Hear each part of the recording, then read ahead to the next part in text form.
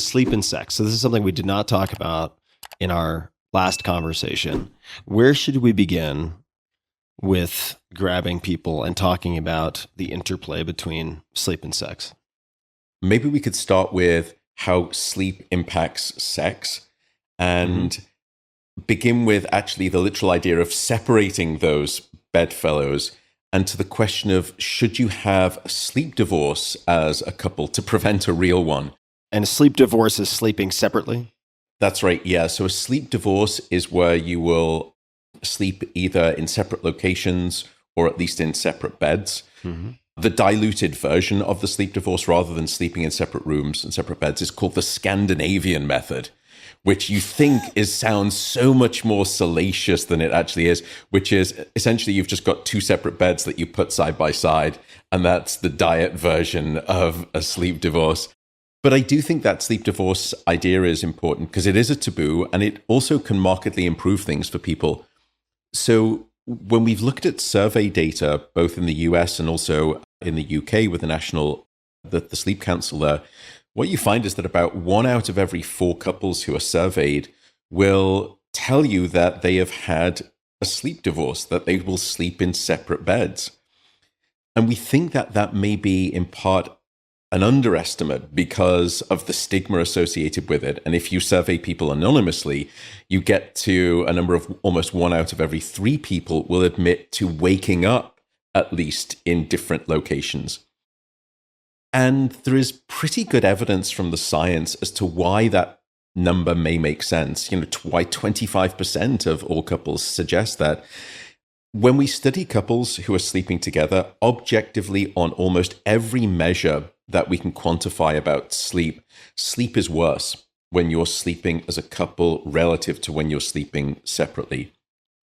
The twist in the tail there, though, is that when you ask people about their satisfaction of sleep, there is definitely some group of individuals that say, look, I feel more satisfied with my sleep when I'm sleeping with my partner than when I'm sleeping separately, despite the fact that objectively their sleep is worse.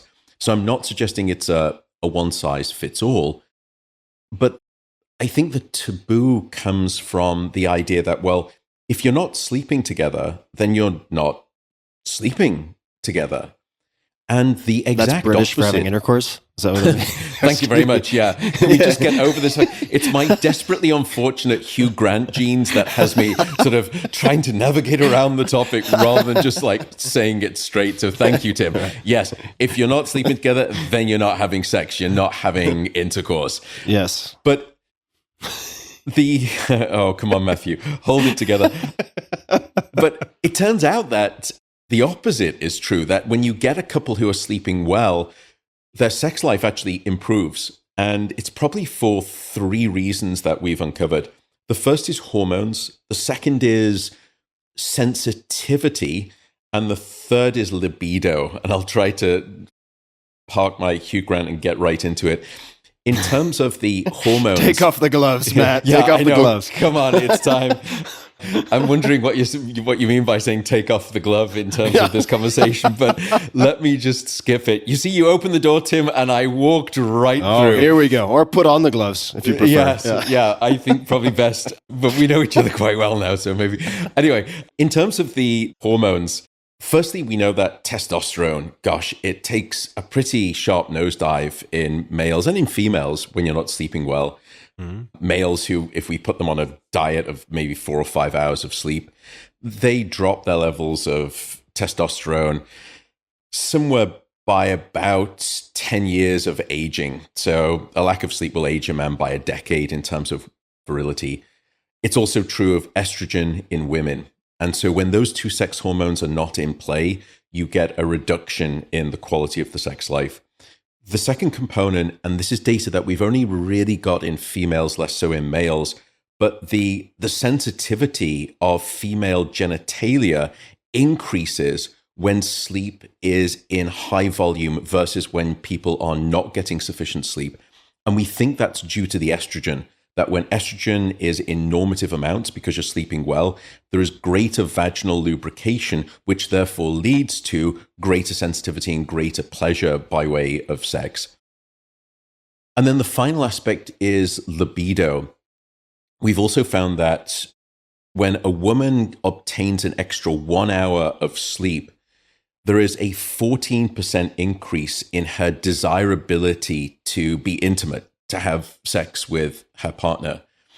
And I find that interesting because if you put it in context, the FDA approved drugs for increased libido in women, things like, I think it's called Vyleesi is one of them, I know, that will increase libido in women by about 24%.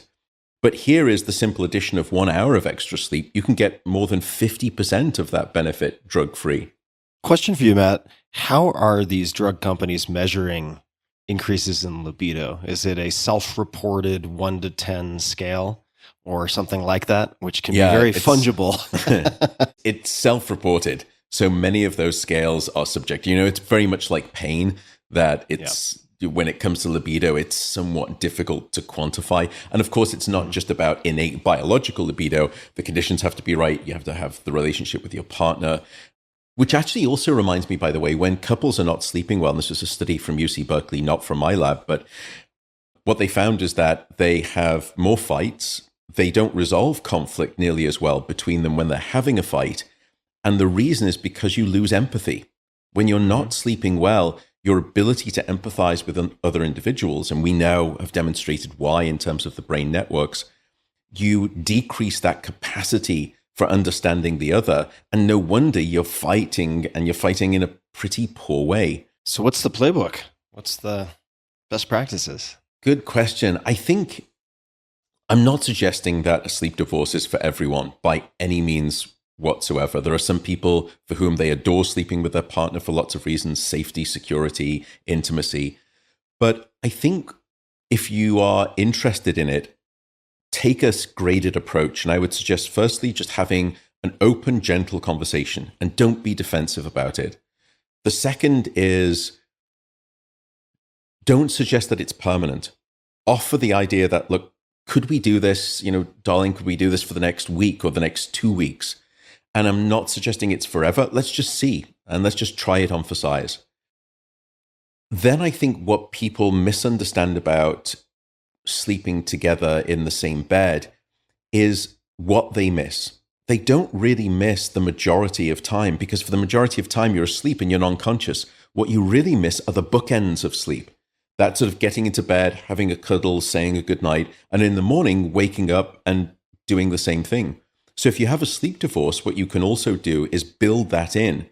So, you know, whoever goes to bed first, the other person comes in, you have your time, you sort of cuddle, do whatever you need to do, and then you leave, and then you repeat the same process in the morning. You don't have to do that every day, of course. It's not going to be practical. But in that way, you sort of get the benefits of sleeping together whilst still having a sleep divorce, if that makes some sense. So I would just say, you know, be honest with yourself. I feel like sleep divorce needs a rebrand. Maybe furniture polyamory, since you'd be on separate pieces of furniture. Sounds really sort of risque, taboo, kind of sexy. I am so stealing that because, yeah, when you bring that up at, you know, at a dinner conversation and you finally admit it to your friends, they all think, oh no, they're on the rocks, you know. But furniture polyamory, all sorts of, you know, swings from the ceiling and... Oh, it sounds very exciting. Very exciting. Yeah, candle wax on the nipples. Let's go. They're killing it. Yeah. Yeah, yeah, exactly. Honey, we've got to switch things up if they're doing that. Yeah, so a question that has always been unanswered for me. I have some theories, but why is it, and this is my assumption just based on broad strokes, having had conversations with many people about this and observed this also online, it seems that men tend to run hot and women tend to run cooler, in the sense that men will often want the temperature in the room to be lower, the sheets or the bedding to be thinner. I mean, this is part of the reason why I use devices like 8 Sleep. It's not the only thing out there. They do sponsor the podcast, but I use them before that so that you can have zones of temperature. Is that, and I don't know if this is something you've looked into, but is that mostly attributable to muscle mass and thermogenesis?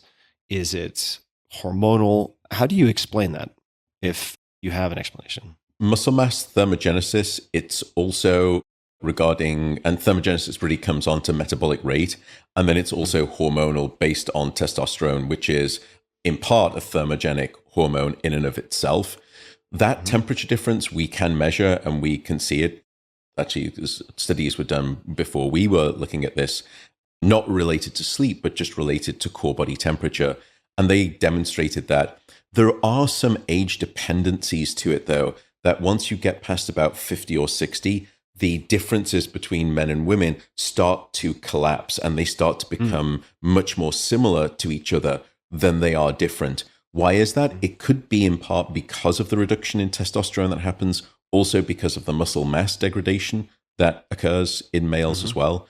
But that evidence of males in general running hot is well demonstrated, and it does bleed over into the night and cause those often sleep problems. That's some of the reason that some people will get fussy about sleeping together. A lot of it is about movement. It's about also snoring is a big concern with desiring a sleep divorce, or it's a motivating factor, I should say. So we've talked about one direction. We've talked about how sleep affects sex. What about the other direction?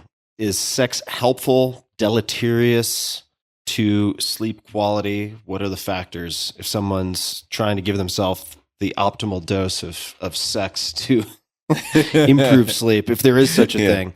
Yeah, and one should never state that that's the reason. You say, darling, could we just venture into the bedroom? Of course. Well, it's because I've had really rough sleep the past couple of nights, and could you just please knock me out? That's a crowd pleaser, yeah. Yeah, isn't it just, there's a real divorce rather than a sleep one. But I think the evidence is actually favorable that when we survey couples, what we find is that sleep, although there's a caveat here, sex, as long as it's associated with orgasm, and I'm not pointing to any one of the two sexes, maybe males, but please keep this in mind, that sex, as long as it accomplishes orgasm, is associated with about 70% increase in reported sleep quality that following night. And people do fall asleep faster as a consequence.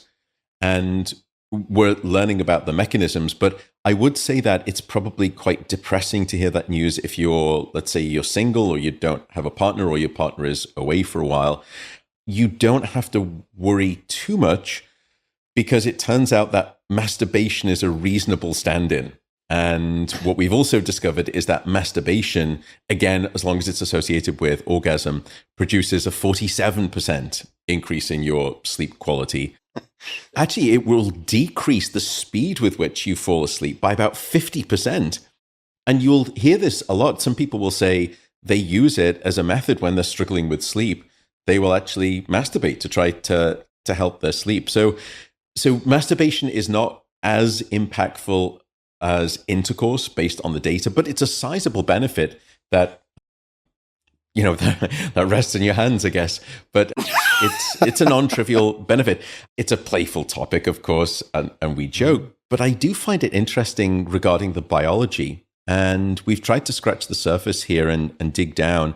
Firstly, what we found is that the benefit of sex with orgasm on sleep is hormonally related. But now it seems to be that when women engage in intercourse that results in orgasm, there is an increase in a hormone called oxytocin, which I'm sure many people have heard of. Now, to a lesser degree, that there is also an increase in men. But firstly, we know that oxytocin is a sleep-inducing molecule, and you can inject this into the brains of different animals. We don't do animal work, we do human work, but you can see that sleep induction benefit. The benefit in men seems to actually be about a different chemical called vasopressin. And although that story is just starting to emerge, it seems to be those two hormones, oxytocin more so for females, vasopressin for males. So vasopressin, that's interesting to me because vasopressin is, as I understand, an antidiuretic hormone, sometimes given to sort of adolescent bedwetters. Also, well, when it's prescribed as desmopressin, I suppose, this is maybe a topic for another time, but seems to have an impact on short-term memory, which is quite interesting to me. But how does vasopressin help sleep? Maybe it just keeps you asleep longer because you're not inclined to get up and go to the bathroom. I don't know. I mean, that's one of the reasons why it's prescribed as desmopressin as well. It's possible, but it seems to have a sleep-inducing mechanism, and we don't truly understand why, but we think that it's perhaps working at two different levels of the brain. One is directly at the level of the brainstem itself, where you're starting to shut down the wake-promoting regions. And I think we discussed that in the previous episode, things like histamine, noradrenaline, serotonin. Right.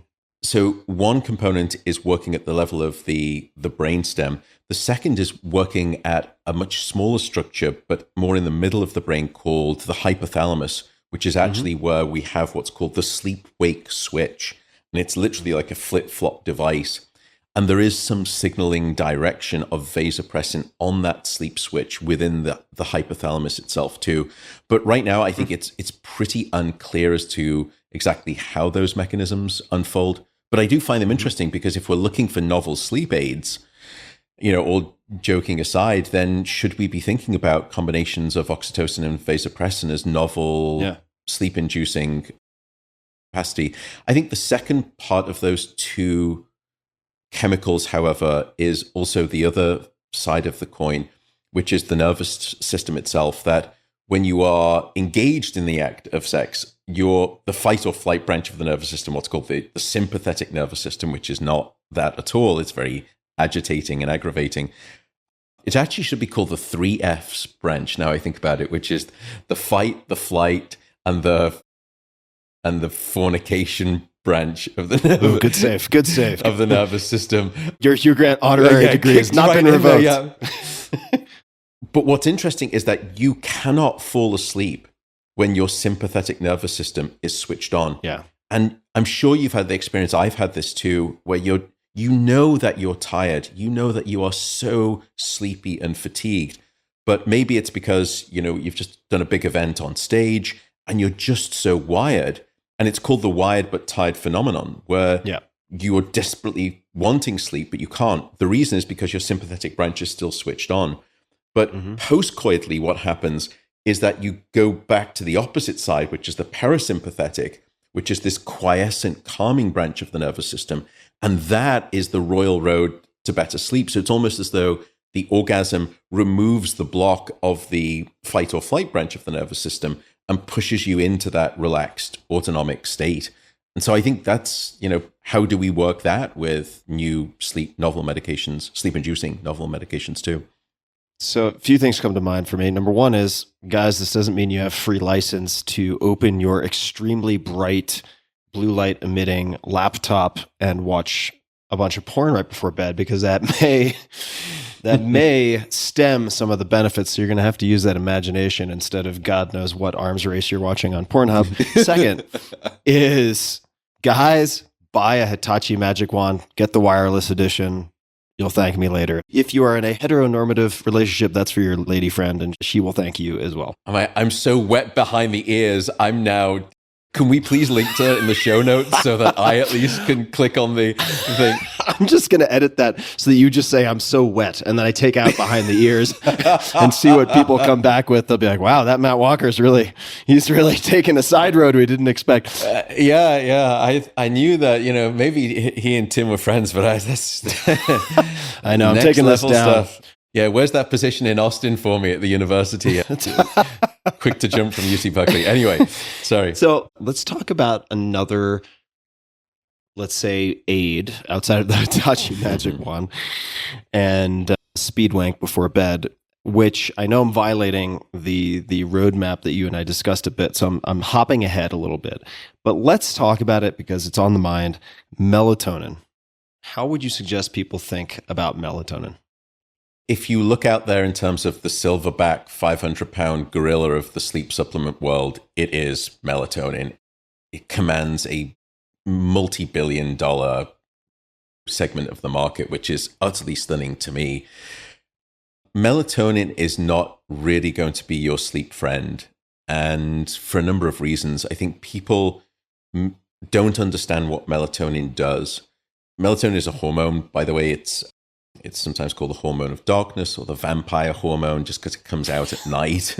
Doesn't mean that you start like biting into people's necks, but it's simply that it signals nighttime to the brain.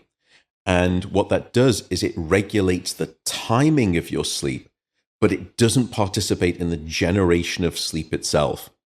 And so you could think of melatonin like the starting official at a 100-meter Olympic race, that melatonin brings all of the racers to the line and begins the race, but it doesn't participate in the race itself. That's a whole different set of chemicals. So melatonin is potentially useful when you're traveling between different time zones. But once you're stable in a time zone, that evidence is very clear when we look across all of the studies and we gather them together in the same statistical bucket, and it's called a meta-analysis approach. What you find is that melatonin will only increase the speed with which you fall asleep by 3.9 minutes, which is really not that different to placebo. And it only increases your sleep efficiency by just 2.2%, which is really not fantastic as a sleep aid. But it's understandable when you then go back to what we were just describing as the mechanism. Why would it improve the quality of your sleep if it's there to help the timing rather than the generation of sleep itself? Does that make some sense, Tim? Yeah, it does. It does. And I think this is also a good place to talk about not just the minimal upside, because I would say there are people out there, and I've experienced this when, say, traveling internationally. It does, if you take a walloping dose, it can help put you down. So I would imagine the efficiency and the effect on reducing onset time is dose dependent on some level. So you can brute force it. And I have found it very helpful, say, going from one side of the planet to the other. However, and I will use it too in those circumstances. That's the only time I typically use it. But there are taxes that you may pay. And it makes me think about, I don't want to steal the mic here, but a conversation I had with someone, actually a very smart researcher, probably 10 years ago. And he mentioned in passing that he took 8 milligrams or 10 milligrams of melatonin every night.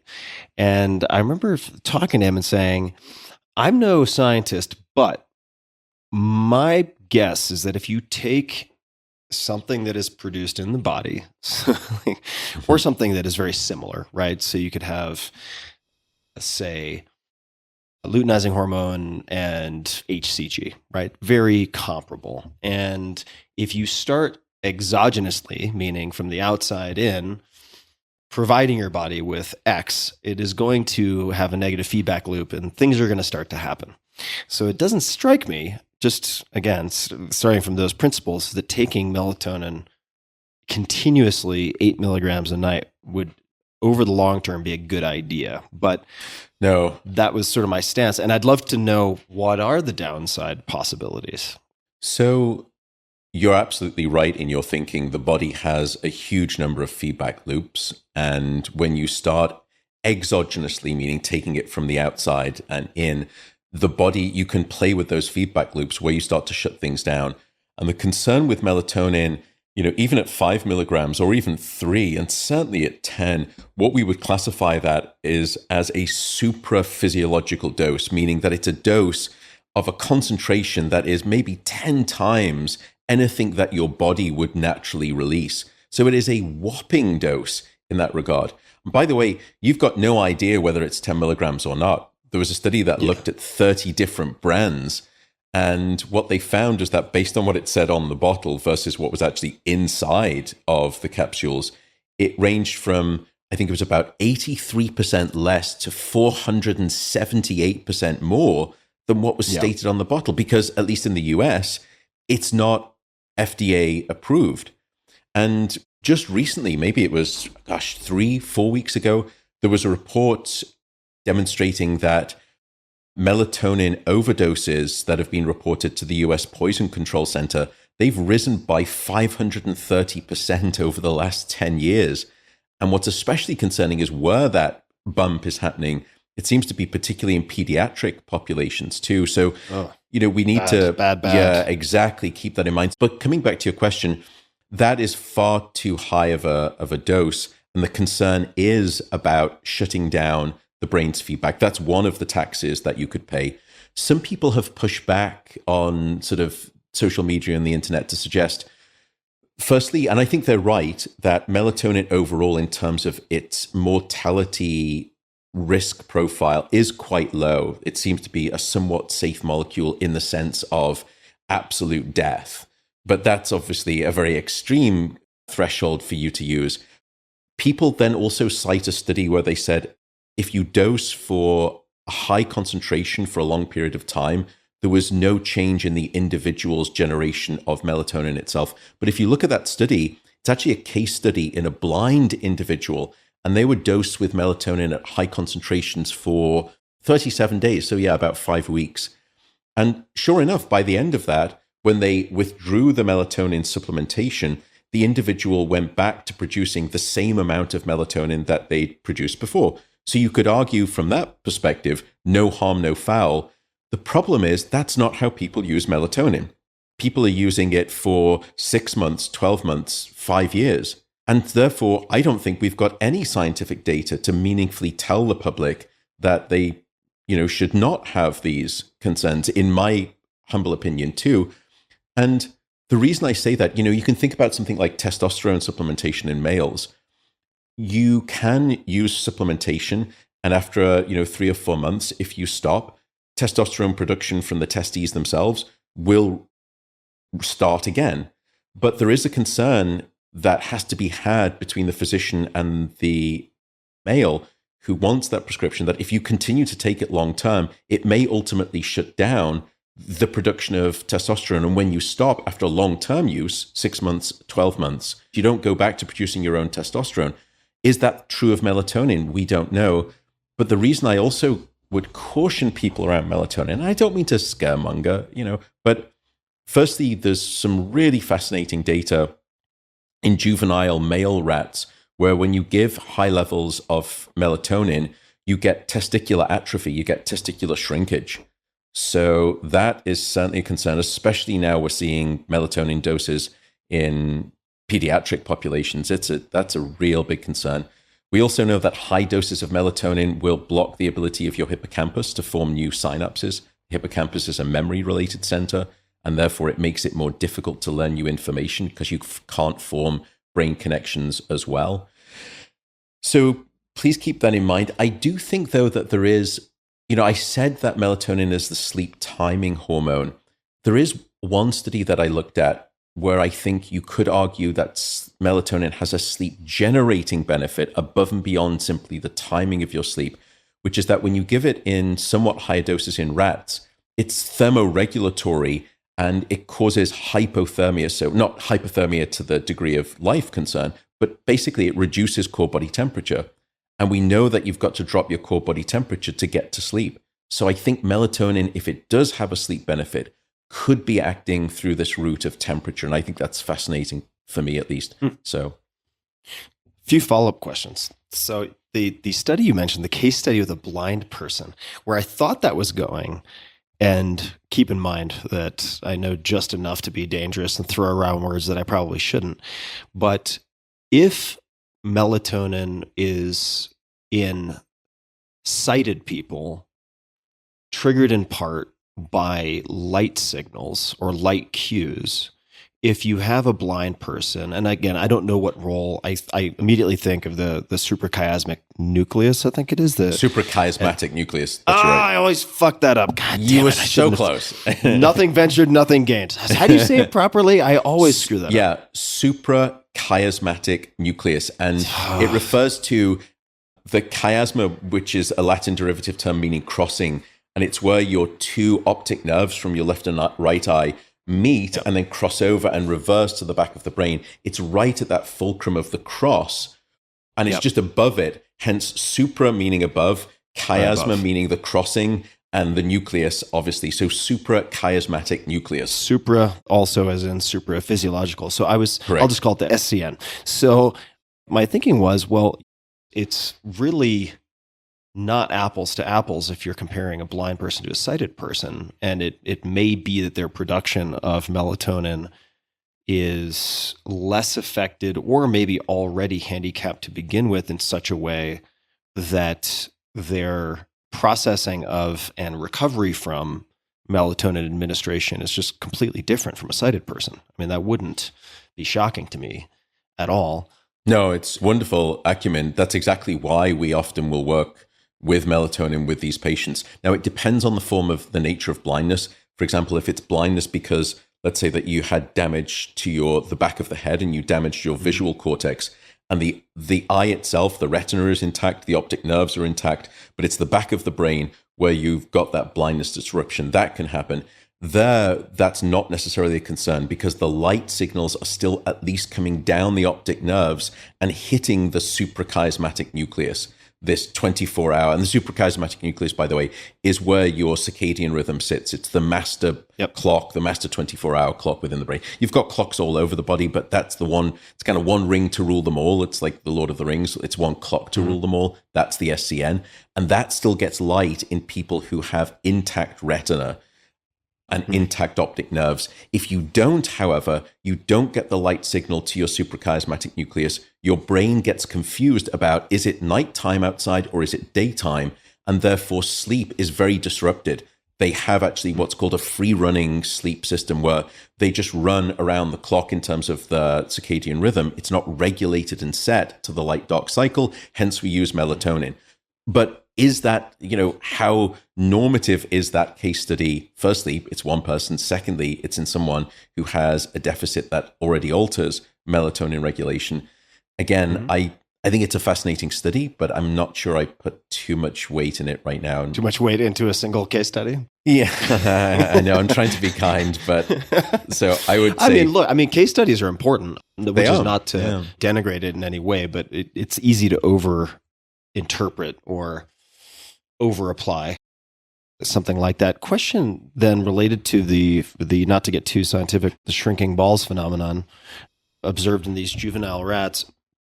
So I'm thinking of another thing you mentioned, which is, say, anabolic use or anabolic androgenic steroid use. Might be getting the AAS use, exogenous use, right? So it could be in the form of testosterone replacement cream. It could be injectable testosterone cypionate or whatever it might be. And if used for an extended period of time, and it doesn't actually need to be that long. I mean, there are certainly anecdotal reports and case studies of people who, even after what someone might consider a reasonably moderate cycle of, say, 8 to 12 weeks, depending on the dosage.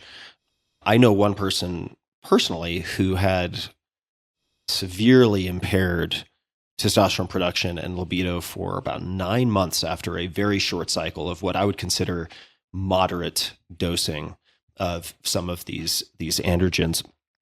And the reason I bring that up is you have the testes axis, which is the hypothalamic pituitary gonadal axis. Right? Yep. And I'm fumbling around here, but you'll see where I'm going at this. So if you interfere upstream or directly, you inhibit, as I understand, the Leydig cells from producing any number of things, and then you have this shrinking testicle phenomenon. How does melatonin, what is the plausible mechanism for that happening? Is it disrupting sleep architecture in a similar way that would be observed from too little sleep, and therefore you see a decrease in testosterone? What is causing that testicle shrinkage? No, the studies really showed that the effects were directly there in the testes themselves. Oh, nasty.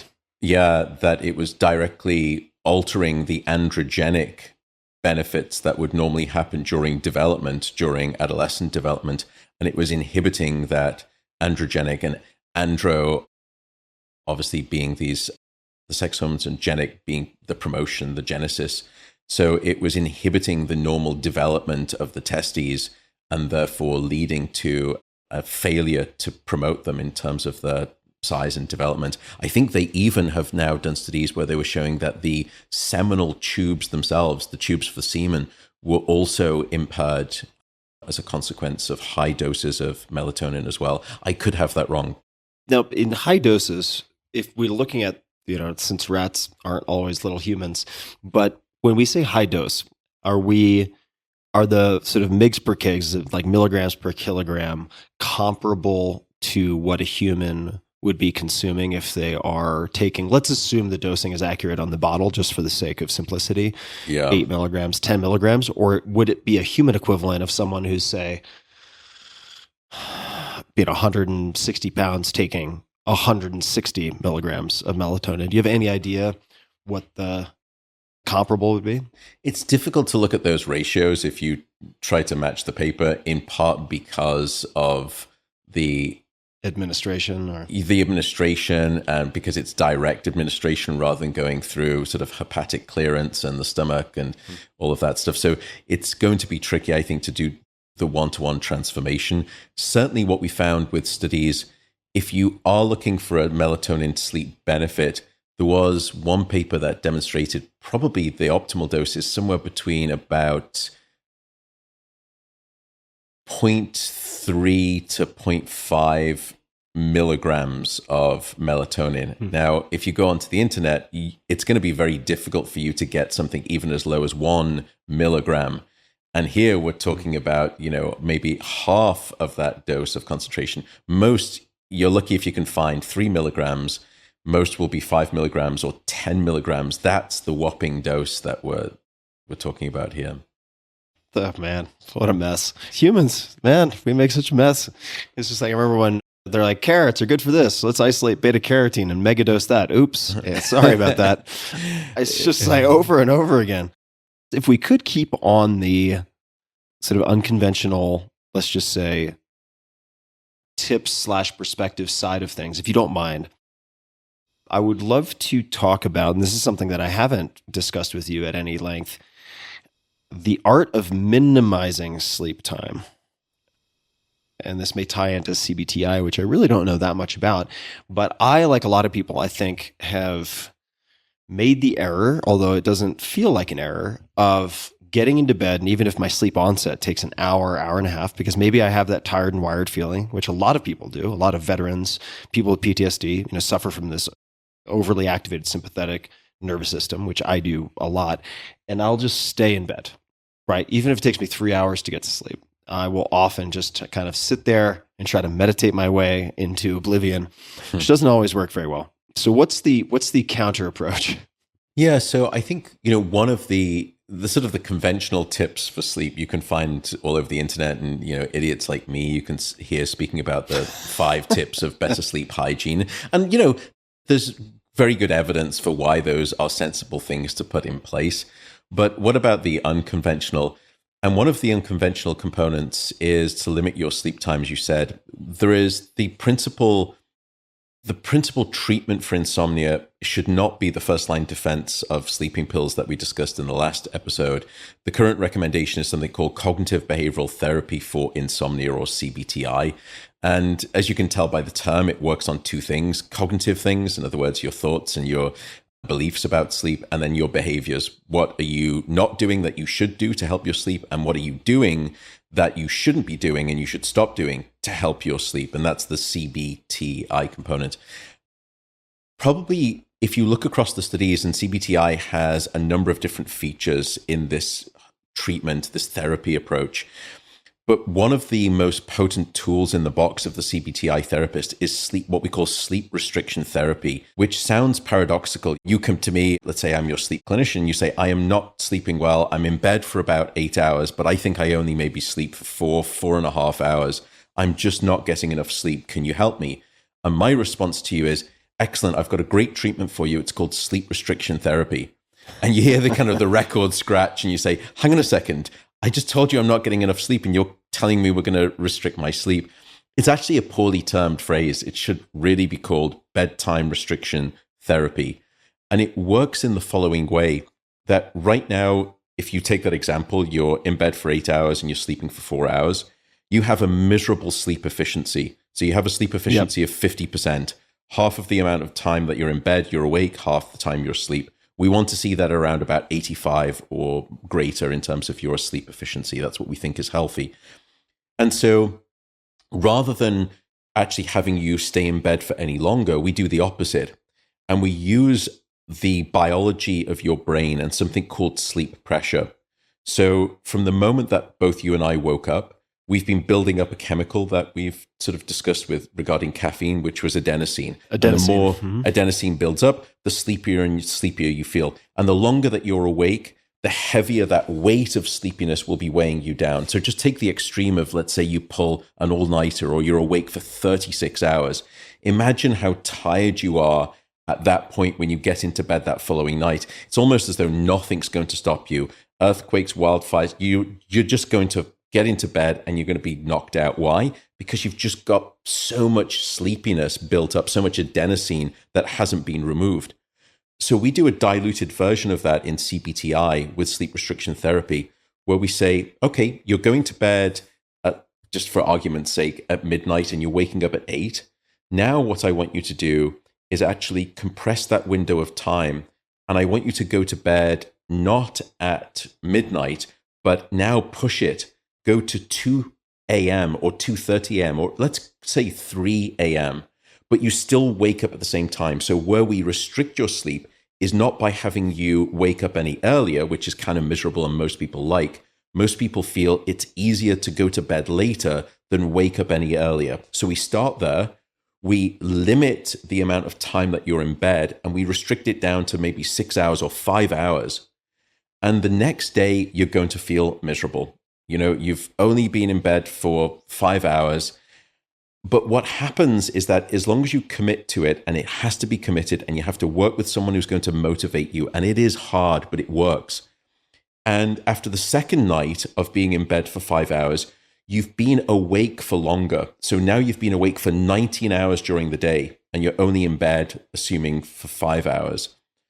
And that increase in your adenosine, because you're awake now for 19 hours straight, for one day, for a second day, for a third day, it all starts to accumulate.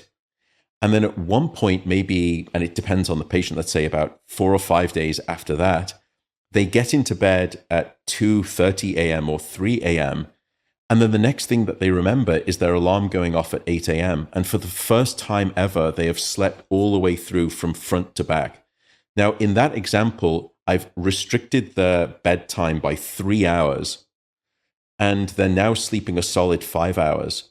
But remember, that's better than where they were. They were in bed for 8 hours, and they were only sleeping for 4 hours. So I've added an extra hour, and they're in bed for less time. And then gradually what we do is we start to back that up. Once you're stable and your sleep efficiency is 85, 90%, then we'll say, okay, now go to bed at 2 a.m. And then now let's go to bed at 1:30 a.m. And now let's try 1 a.m.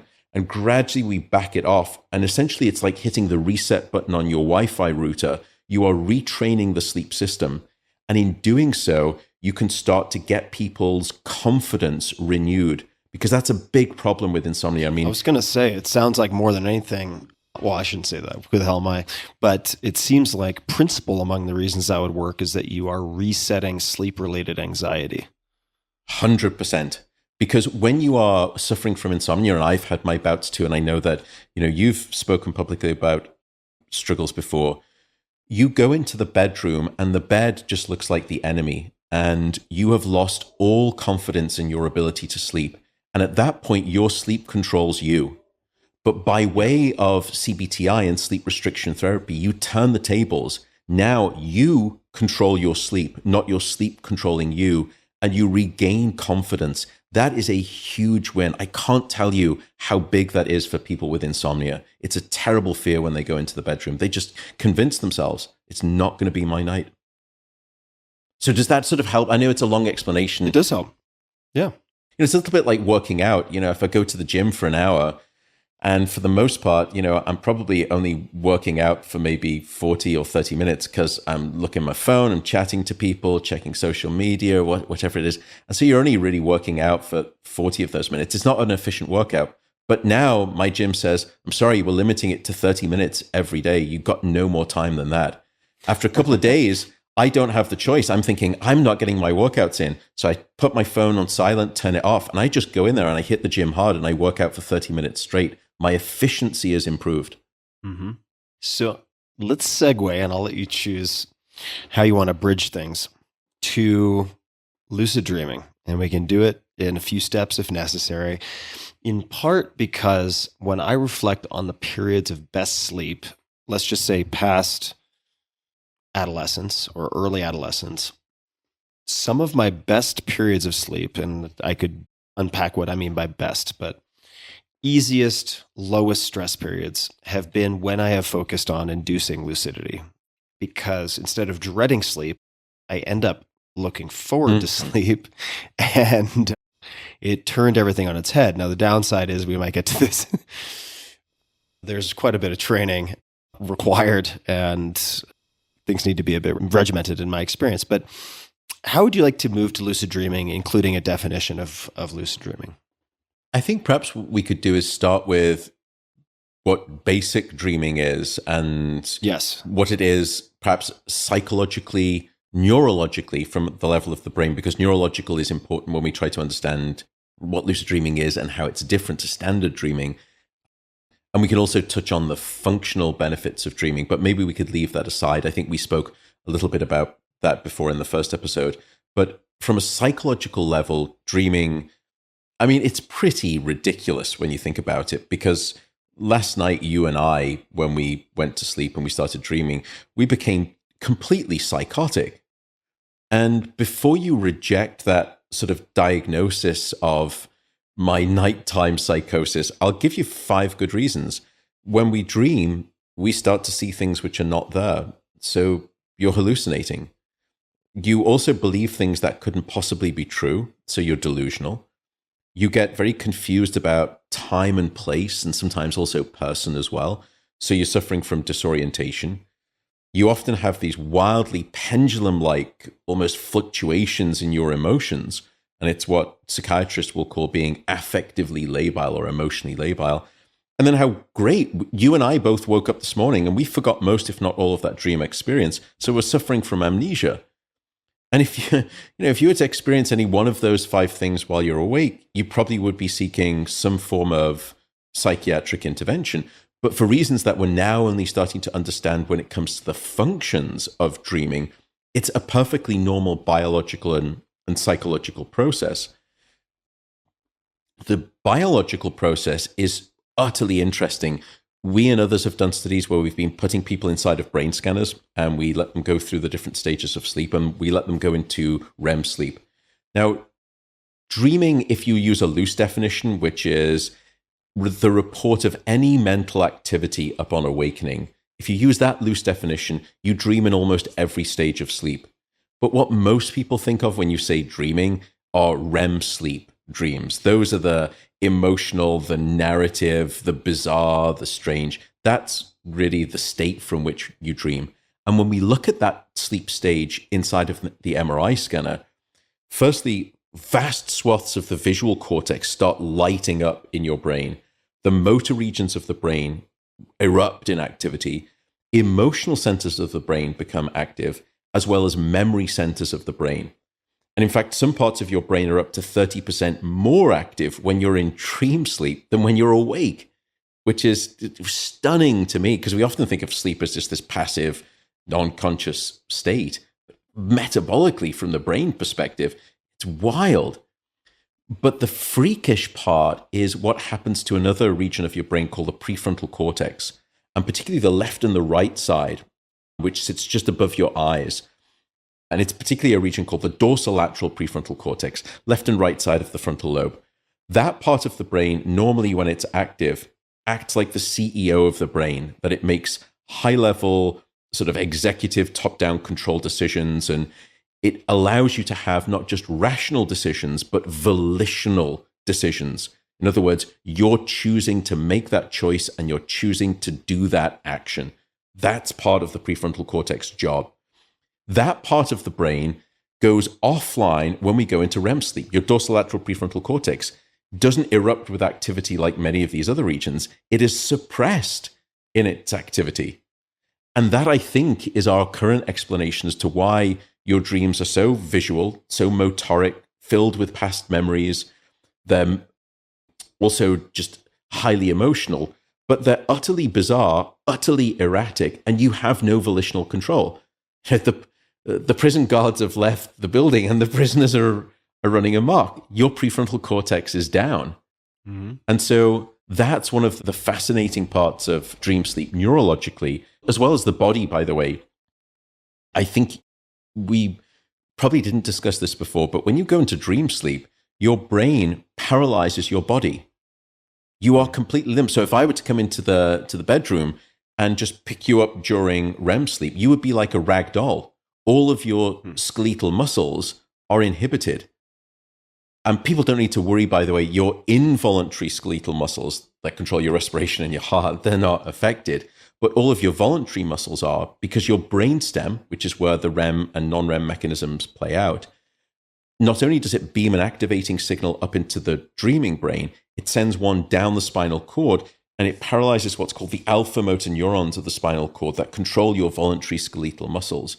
So you are locked into a physical incarceration during REM sleep, during dream sleep, which, by the way, explains something called REM sleep paralysis upon awakening and adequately explains most alien abductions, but we don't need to go there. We can always move on to what's different about dreaming when it comes to lucidity, or just pause there and go into anything that comes to mind. No, let's jump into lucid dreaming. I'm ready. Yeah. And I do want to talk about tracking of time or perception of time at some point. Yeah. But I think we can do that vis-a-vis lucid dreaming because I have some questions. Let's jump into lucid dreaming. Yeah, lucid dreaming, it used to be a complete charlatan science. Back in the 60s and the 70s, to suggest that you could gain control over a normally non-volitional process only added insult to the idiotic nature of this thing called sleep and dreaming by itself. And now you're telling me, okay, we've got these things called dreams, and also you claim to be able to control them and do whatever you like in them. Really? Show me some good science. But now we have some exquisite science, and it's not even debated anymore. It's not a charlatan science. And the first experiments actually come back to our first topic, which was sleep and sex. The first experiments used orgasm and ejaculation as the test. So with a lucid dreamer, when they are asleep, just like you and I when we're not lucid dreaming, they are paralyzed. So they've got no good way to tell you, okay, I'm now lucid, and they have no way to tell you what I'm dreaming about and what's happening, except that they do, which is their eyes. Because one of the two muscle groups that is spurred from the voluntary skeletal paralysis of your muscles are the extraocular muscles that move your eyes up and down and left and right. And that's why, by the way, you still have rapid eye movements during REM sleep, because those muscles are not inhibited. So we can now generate essentially a language between me, the experimenter, and you, the lucid dreamer, which is like an ocular Morse code. And you can be telling me using predefined eye movement instructions what's going on. So at the moment you become lucid, you've gone into dream sleep, and I can see that in the next door sleep control center.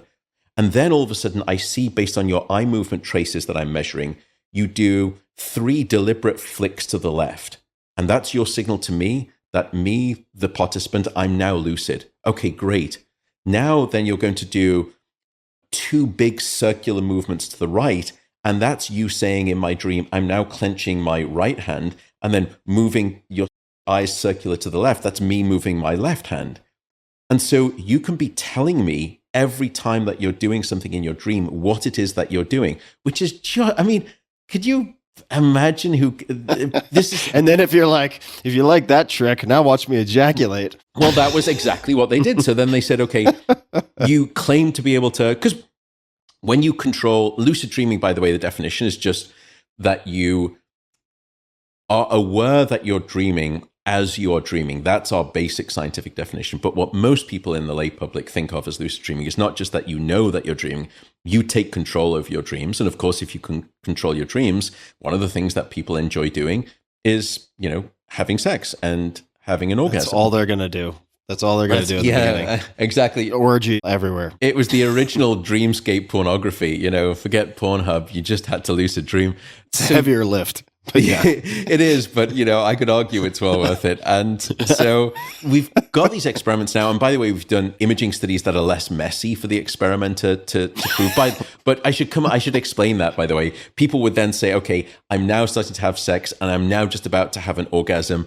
And then they would say, I've just had my orgasm. And you can go into the room. And sure enough, with males especially, you've got proof positive data that what they said was real, and hence you've just scientifically proven lucid dreaming is correct. We've got much more sophisticated MRI scanning methods now, and I won't bore you with the studies, but it's very clear that we know that lucid dreaming is real. The next question then was how? How do people lucid dream? What is the underlying neural mechanism?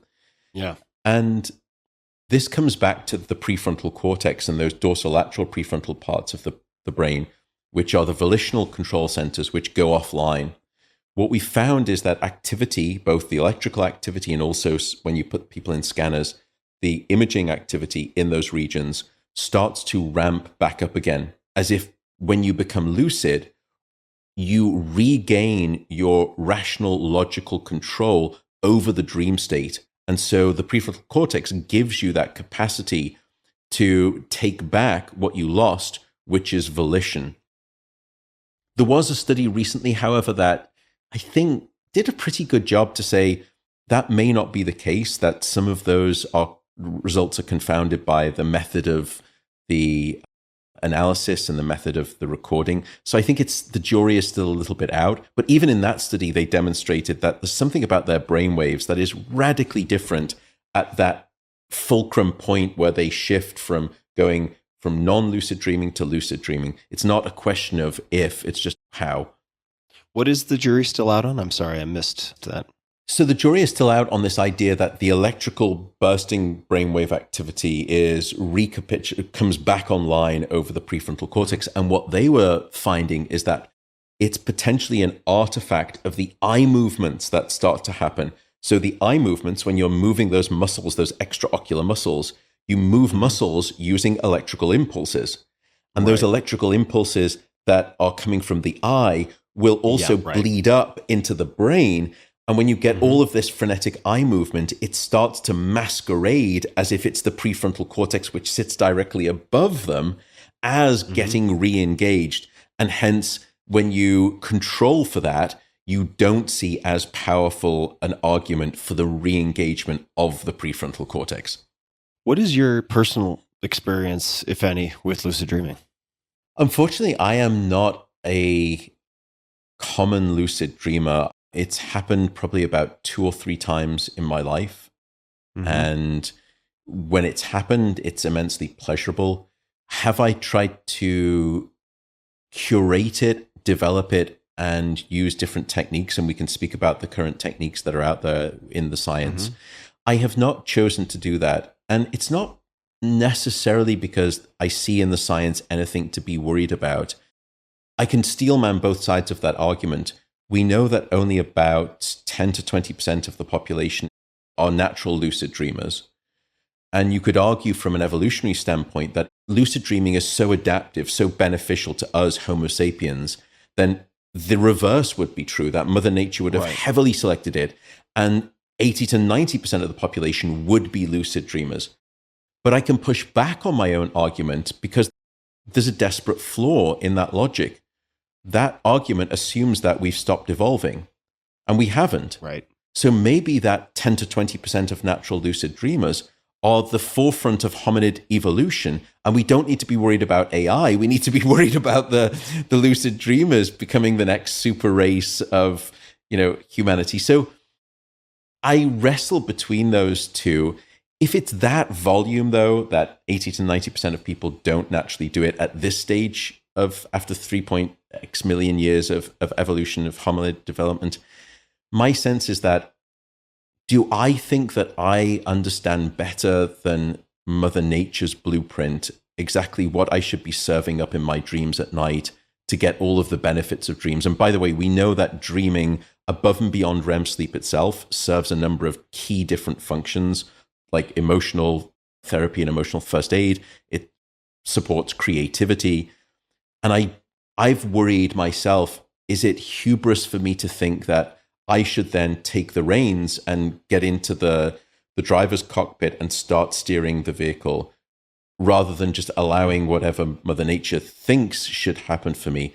I don't know. The only other strike against lucid dreaming, and I don't think it's a big one, and I don't think it's anything to be worried about, when you survey people and when we've examined people who claim to be lucid dreamers, on a night after lucid dreaming, they typically report that their sleep is less restorative and less refreshing.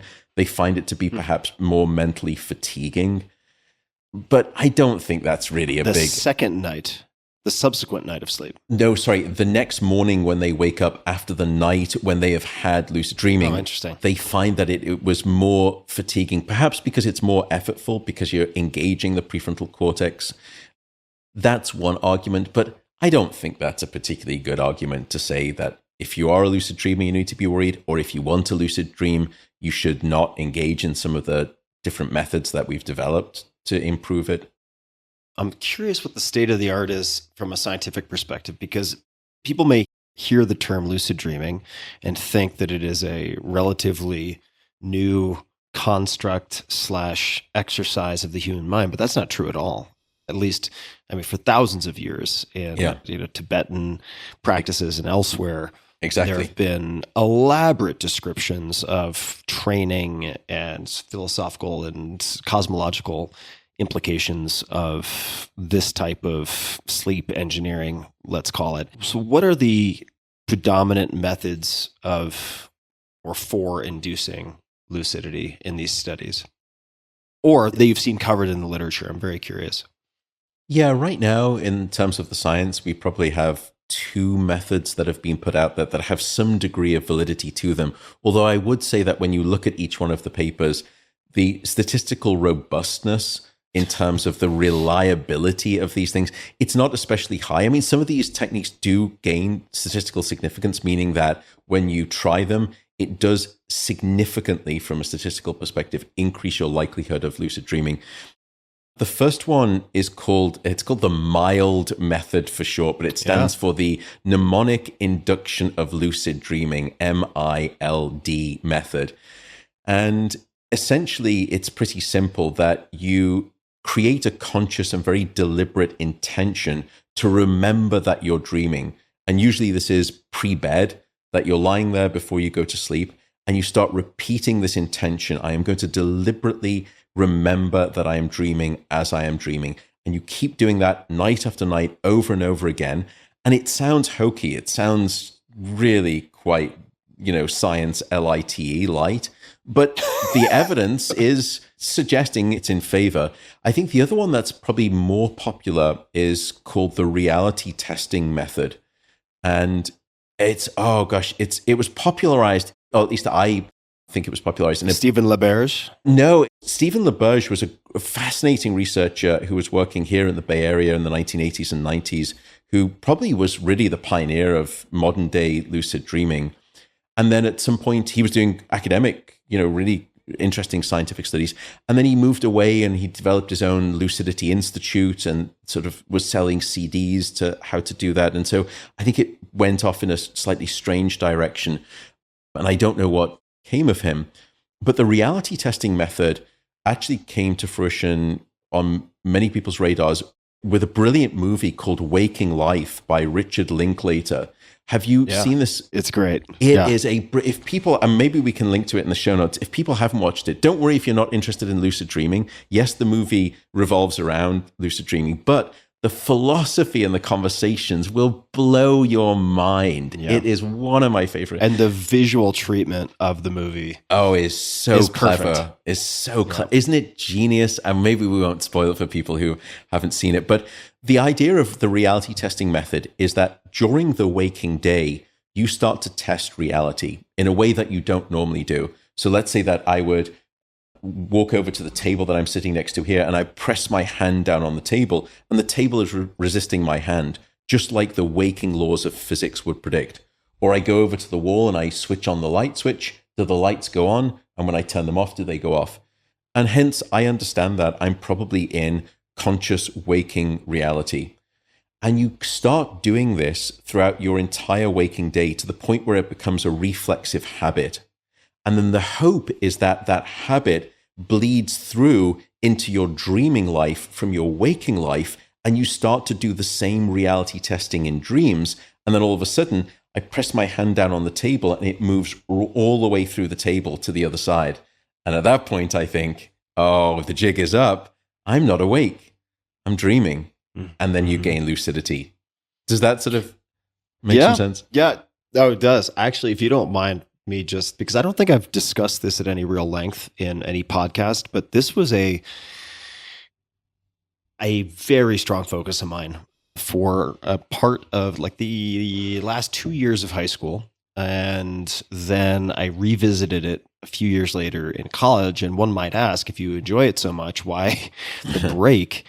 And the break is because there's training involved. And I do suggest, this is an oldie but goodie. I'm sure there are, actually, I know there are many, many, many books that have been published since, but Exploring the World of Lucid Dreaming by Stephen LaBerge, Berge. I'm probably mispronouncing the last name because I can't speak French.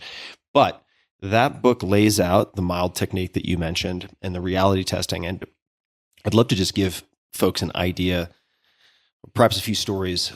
And these are, yes, anecdotal, N of one. So, but I hope them to be perhaps inspiring in a sense. So number one, I do not count myself among the people who are natural lucid dreamers at all. I think most people have had the experience of lucid dreaming. Like, oh my God, I became conscious I was dreaming, and then I immediately woke up or went back into non-lucid dreaming. Most people have had that experience, and I'd had that experience, who knows, much like you, maybe 2 or 3 times scattered over a very long period of time.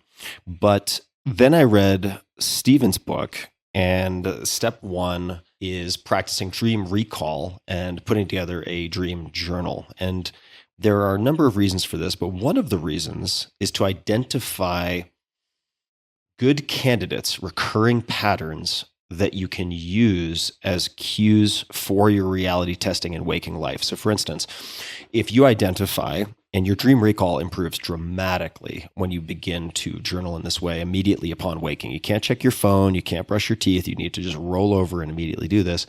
And I do not think voice memo works nearly as well, because you'll go back and reread this skeleton outline of fragments, and that will prompt further recollection, and you can fill in the blanks, and that is a productive way of approaching it. You might identify that you walk through many doorways, for instance, or for whatever reason you end up in areas where you see grass, or perhaps you look at your watch often in dreams, at which point you would identify those as candidates for this reality testing that you were referring to.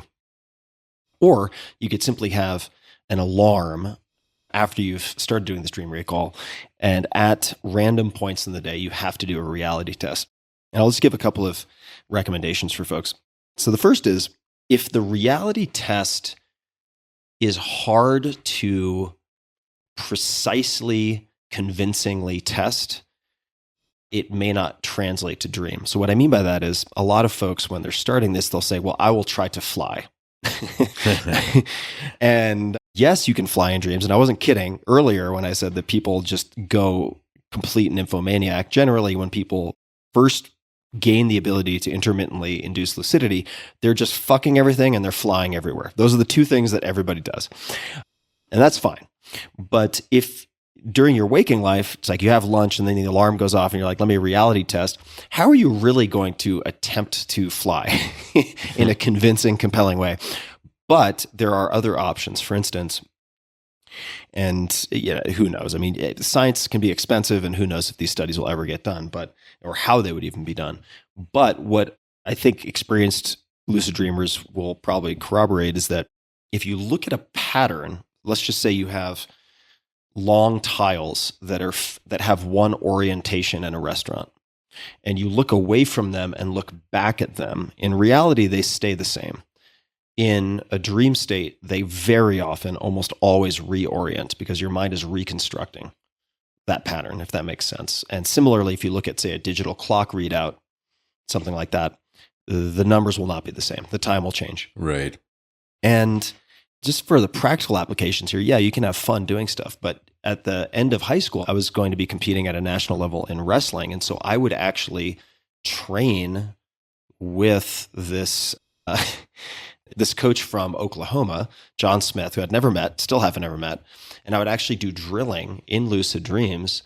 And again, N of one, who knows? But I really seem to discern a translation of that added practice time to the in-world practice, so to speak. It's a fascinating experience. I encourage everybody to try it out, but it is a commitment. It's quite a commitment. It's kind of like if you want to control your anger and you want to have a pattern interrupt, and you need to develop that over time, and to take something that is subconscious and make it conscious does take some time. And I think that it's fascinating, that last part that you said, where when you were working with the coach that you truly actually never worked with, but you saw it translate to the mat in the waking real world. I think it fits very well with the idea of what one of the functions of dreaming, which is this notion of abstract creativity, of problem solving. And we know that it's during the dream state, it's during deep non-REM sleep when we take individual memories that we've been learning and we cement them and we essentially hit the save button on them and we sort of concretize them in the neural architecture of the brain. But it's during dream sleep that we take those newly, freshly minted memories and we start to interconnect and associate them with this vast catalog of previous knowledge that we have, so that you start to divine solutions to previously impenetrable problems. And the reason that happens is not because the dreaming brain is designed to build the obvious connections. It seems to do a Google search gone wrong, where it takes the new information, it inserts it, and it immediately puts you to page 20. So maybe I type in, the Tim Ferriss show, and it takes me immediately to some field hockey game in Utah. And I think, hang on a second, how on earth is that related? But if I look, there is a distant, non-obvious connection. And this is what the dreaming brain, and perhaps the lucid dreaming brain, is particularly good at. It starts to fuse things together that shouldn't normally go together, but when they do, cause marked advances in evolutionary fitness. And it's the biological basis of creativity. And so I think what's happening with that description that you mentioned is that you're waking up in terms of your skills and your motor skills, but it also happens with knowledge, with a revised mind-wide web of associations. It's almost like informational alchemy that happens at night. And that's why you can have these remarkable stories of people, solving problems and coming up with incredible creative solutions. And wonderful pieces of art and music and literature have all been inspired by way of dream creative insight. And I think that's perhaps in part why you are feeling good about that benefit, is there are certain ways that you are, performing skills and movements that you just couldn't see when you're awake. But when you go into the dream state and you force that to be on the menu of the dreaming sort of digestion at night, then all of a sudden the dreaming brain was taking what you were learning and coming up with these novel new insights. So I think it fits very well with what we know about one of the functions of dreaming. And it's the reason that you've probably never been told to stay awake on a problem. Yeah, and I've not experienced the subsequent fatigue, which I think would have been, at least for me, very obvious because I was training every day. And so I think I would have subjectively noticed a decrease in performance. And I will just put a call out to the audience. If anyone out there is aware of someone who is the heir apparent, or maybe the version 2, version 3, or not, but of Stephen LaBerge, but somebody who is really taking lucid dreaming seriously, the different techniques for induction, perhaps looking at the interplay of sleep, nutrition, other variables on inducing lucidity, please let me know on Twitter at tferriss, TFERRISS, because I am deeply interested in this. And I remember back in the day when I was at school, I mean, this was in the 90s, but some of Stephen's acolytes were experimenting with things like, actually, I was experimenting with huperzine A, but others were experimenting with things like galantamine and all these various supplements in the hopes that they would increase the frequency of inducing lucidity. And there are some devices out there right now where people have sort of tried to have these ocular devices where they start to sort of flash light into the eyes. And the reason they use the ocular device is that the device itself can measure some parts of the brainwave activity. It can measure the eye movements. It senses when you go into dream sleep, and then it begins sort of the flashing. And the hope is that that flashing is an instigating trigger to build lucidity and make you aware that you're dreaming. I've seen no data on how effective those are scientifically, but people are trying to take this to the next level. People have played around with compounds. They're now playing around with technology. Yeah. So I'm going to give some further unsolicited thoughts that will no doubt just be very bothersome because they're not based on any data to speak of other than my personal experience, and also having read a number of books and different reports and gone on all these crazy forums. But experientially, and this could be pure placebo effect, but for most folks, when they realize they're dreaming, it's like, oh my God, I'm dreaming. And then they snap right out of it. Either they wake up or they go right back into normal REM sleep, let's just say. For whatever reason, looking at your hands or spinning, attempting to spin, like to spin in place, much like you would physically, seems to help extend the session of lucidity, so to speak.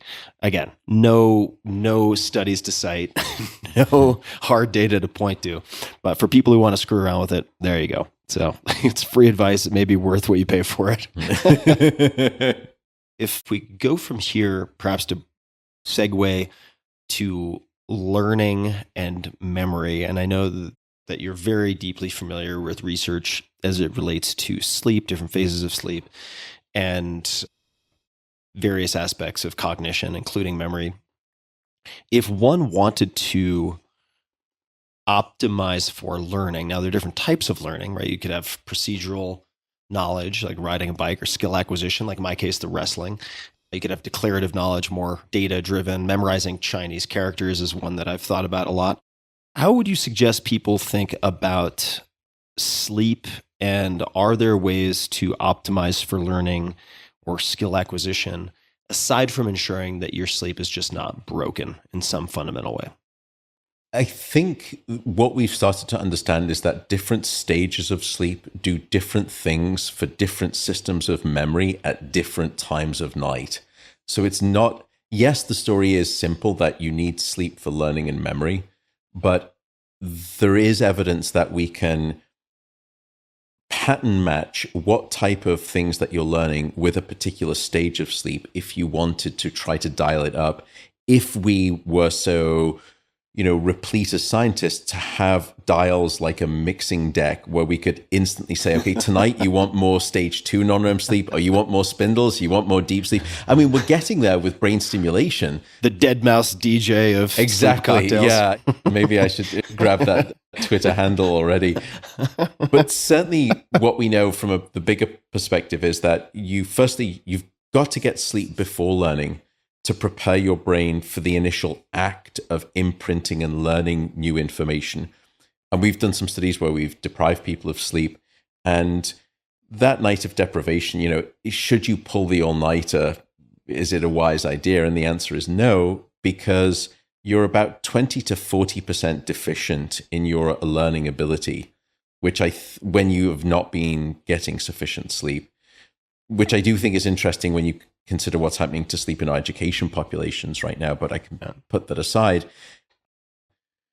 We also know why that's the case. We did a study where we were looking at the brain trying to learn information with and without sleep inside an MRI scanner. And there's a structure that we've spoken about before called the hippocampus, which sits on the left and the right side of your brain. And it's almost like the inbox for memory, the informational inbox, that it grabs new memories. And when you don't have sleep, that hippocampal structure, it's almost like it becomes waterlogged, as it were, and you can't absorb new information. No, it's just coming back to the inbox analogy, I suppose. It's almost like the inbox is full, and you just start bouncing those incoming mails. You don't commit the experience to memory, because what we discovered is that the hippocampus is shut down. And so no wonder you can't imprint that new information.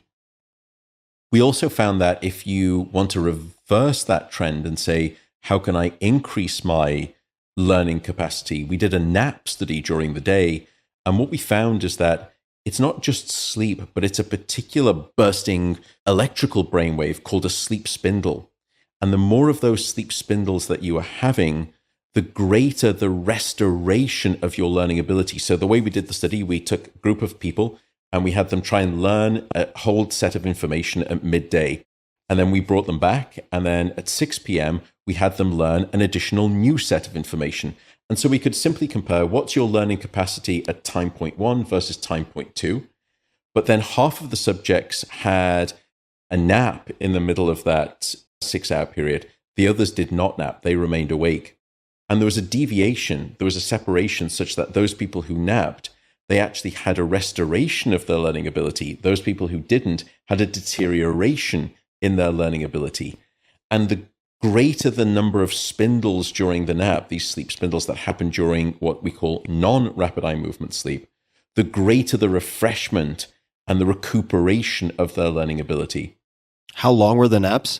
So the naps there were 90 minutes in duration. Now, I wouldn't recommend that for most people. Is that like a ultradian rhythm, or is that a bullshit you term? are. Yeah. Yes. I mean, you were close with suprachiasmatic nucleus. You banged on with the ultradian. So ultradian simply means it's shorter than a day.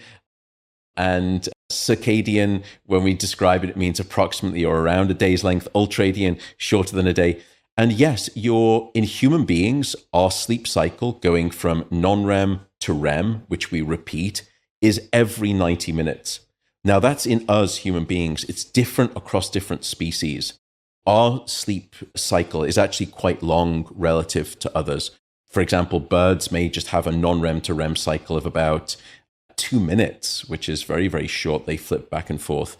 Us, 90 minutes. And so usually when we do these nap studies, we give the brain the opportunity to cycle through both non-REM and REM. So then we give the sleeping brain the chance to say, look, this is the stage of sleep where you're going to see the correlation with the benefit that you measure when you wake that individual up. So we want to give REM and non-REM an equal opportunity to show their prowess in transacting a functional benefit for the brain.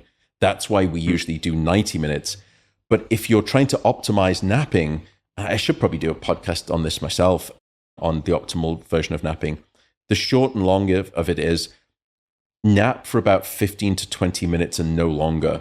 Because when you nap for longer, what happens is that you start to go down into the deeper stages of non-REM. And then when you wake up after 30 or 40 minutes, you're coming out of the deeper stage of sleep and you have what's called sleep inertia, which feels like a sleep hangover. And it's even worse when you wake up than it was before you took the nap.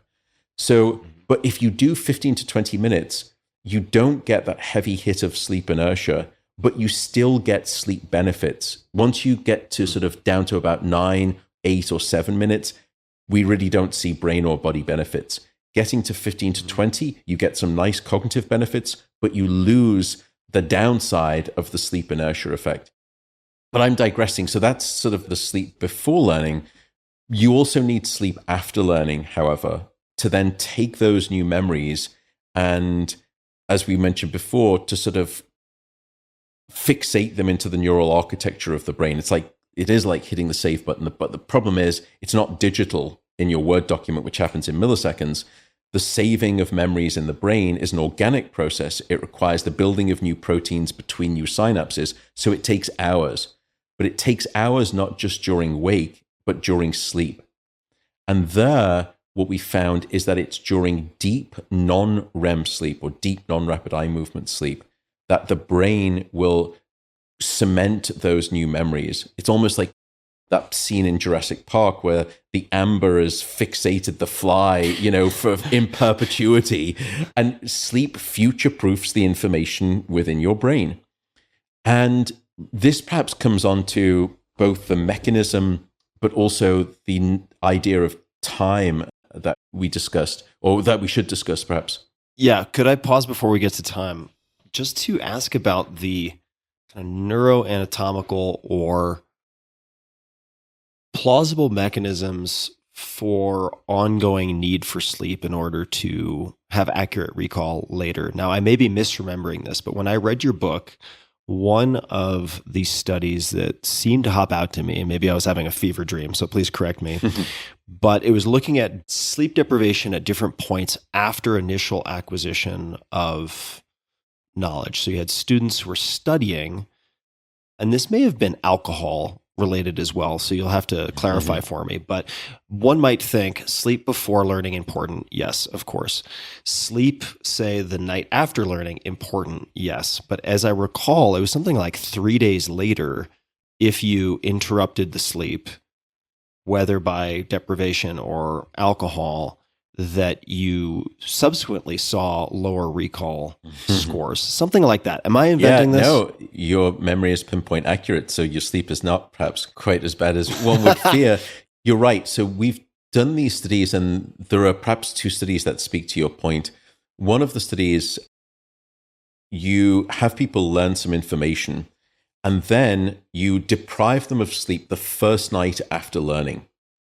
But then you don't test them. You give them all of the recovery sleep that they want on a second night and a third night, and then you test them. And what we find is that the memory recollection is still impaired out on day 5. So, in other words, if you don't sleep within the first 24 hours after learning, you lose the chance to consolidate those memories. So sleep for memory is an all or nothing phenomenon. And, if you're not snoozing that first night, you're losing. And no amount of recovery sleep on the second or the third night was going to salvage the process, because it seems as though that there is a selective time window of opportunity for consolidation. And if you miss it, unfortunately, it's gone. So in that way, sleep isn't like the bank, that you can't accumulate that debt and then try to pay it off at a later point in time. That was the first study. Then there was another study done by Carl Smith, a great memory researcher. We didn't do the study, but I'm so jealous because it's such a brilliant study. He was looking at different forms of sort of creative learning, which we know is more dependent on REM sleep. Learning facts, textbook information, and saving that stuff, that's about deep non-REM sleep, and we can speak about the mechanisms. When it comes to integrating and associating the information, as we spoke about, that's more about REM sleep. So he did a very clever study. He knew that one of the major consequences of alcohol's disruption on your sleep is not just that it sedates you, not just that it fragments your sleep, but it's very potent at blocking your dream sleep. And the reason is because of the aldehydes, the metabolic byproducts, and something called acetaldehyde is the main reason that your REM sleep is demolished by way of alcohol. And he was very interested in this idea because we knew at the time that REM sleep dreaming was associated with this type of creative memory. So he took a group of individuals and he separated them into about 4 or 5 different groups. And everyone learned this information on the first day, which required them to sort of create. It was actually very much like learning a novel language. It was an abstract analogical language, almost like learning a computer code that's completely foreign to you. And it's not just about learning the individual pieces, it's understanding the grammatical rules of this big picture structure, associative. So they learned it on day 1, and then out on day 7, they tested those individuals. So they learned it without any alcohol in their system, and then they were tested 7 days later without any alcohol in their system. But here was the clever twist. One group, across those subsequent 6 nights, they slept normally with no alcohol. The second group, the first night after learning that information, they got them essentially just to the point of inebriation, to about the point of being blood alcohol illegal, 0.08%. And it was body standardized dose across individuals. So you had one group, the control group. The second group, they got a little bit tipsy on night 1.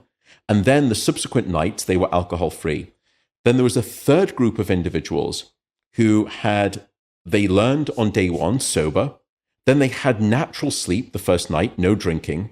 Then they had natural sleep the second night and no drinking. And then on the third night, that's when they dosed them with alcohol. And then again, everyone was tested on day 7. And what did they find? Firstly, relative to the group that got a full night of good sleep every single night across the 6 nights, their memory was still there. It was present. But in the group that had alcohol dosed on the first night, there was a greater than a 50% loss of their memory out on day 7 because of the impact of alcohol on night 1 on REM sleep. But the frightening part was the night 3 group. So the third group, they were very good. They said, okay, let's say it's a student, I've been learning on Wednesday and I've got all of this information. I'm not going to go out with my friends drinking on Wednesday night because sleep is important for memory. And then I'm not going to go out on Thursday night because I've just learned all this information. But then on Friday, surely my memories are now safe. I'm going to go out, I'm going to have a few drinks. Au contraire, because even alcohol on night 3 caused almost the same. It was about a 40% deficit in memory. And what that tells us is not just something about alcohol, it tells us that the sleeping brain is still processing and consolidating and digesting information 3 days after the act of learning itself. So yeah, it was a great study, and you've got a fantastic memory. Yeah. That's the one that blew me away. And I was like, oh my God. It's tough, isn't it? It's like, please, come on. I know. Why does biology have to steal all the fun?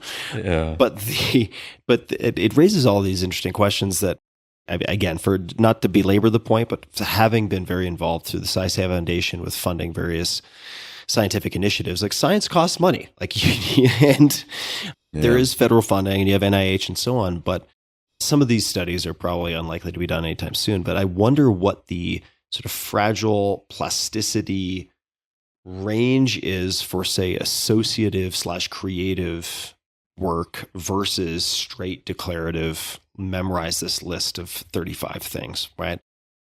And if those windows are different, I mean, I would imagine they probably are. It's hard to say, but it highlights for me, I mean, yes, we know a lot of things, but how many exciting questions there are that we don't have, as of yet, really clear answers to. I think that's a really interesting point when it comes to therapy, because therapy is not just about, targeting any one individual memory. It's trying to put it together both in the context of your back autobiography catalog of knowledge and experience. And it's also often in therapy trying to recontextualize it with new information to dissipate the negative affect. That is an incredibly complex thing for a memory system to achieve. In other words, what you're trying to do is break previous associations, form new associations, and change essentially the emotional and the informational weighting of memories and the weighting of the different connections. Dissipate some, increase others. That's a process that I suspect does not happen across one night of sleep. It happens across multiple nights of sleep. So have your therapy on Monday and not on Thursday if you're going to drink on the weekends. Exactly, before you go. I mean, I'm not kidding, right? Blind. It sounds like a flippant comment, but no, I don't think it is a flippant comment. I think one may want to think about engineering. Look, life is to be lived. Have a drink, of course. I'm not being puritanical. But if you are, let's say, a student, or you've been, learning new information for a new job, or you've been learning a new skill for a new particular sport, and you know when you've been learning, and you know when you probably want to have a night out, restructure those things to implement them in the smartest way possible for optimizing outcomes. Yeah. I will say, fortunately for me, in college, I have just a kind of a strange pseudo-allergic reaction to most beers. So given that I was dirt poor, along with most other students, that was the only thing really on offer. So I didn't drink very much. I did pull a lot of all-nighters. And what I would say, and this is not to encourage anyone to pull all-nighters, but if there's a 20 to 40% penalty, but you have not covered 80% of the material that might be on a test, you could still hypothetically net out positive, right? Yeah. Which is not to say you should do it. No, I think that's very true. But one of the other interesting things that we did a study, and we never actually ended up publishing the data. We wanted to do some follow-up studies, but it comes on to this point. I think you're right in that logic that if you've not learned 80 to 90%, even though your learning is going to be 20 to 40% deficient in its capacity, time on task in that break glass in case of emergency situation is still going to be in your favor, you could argue.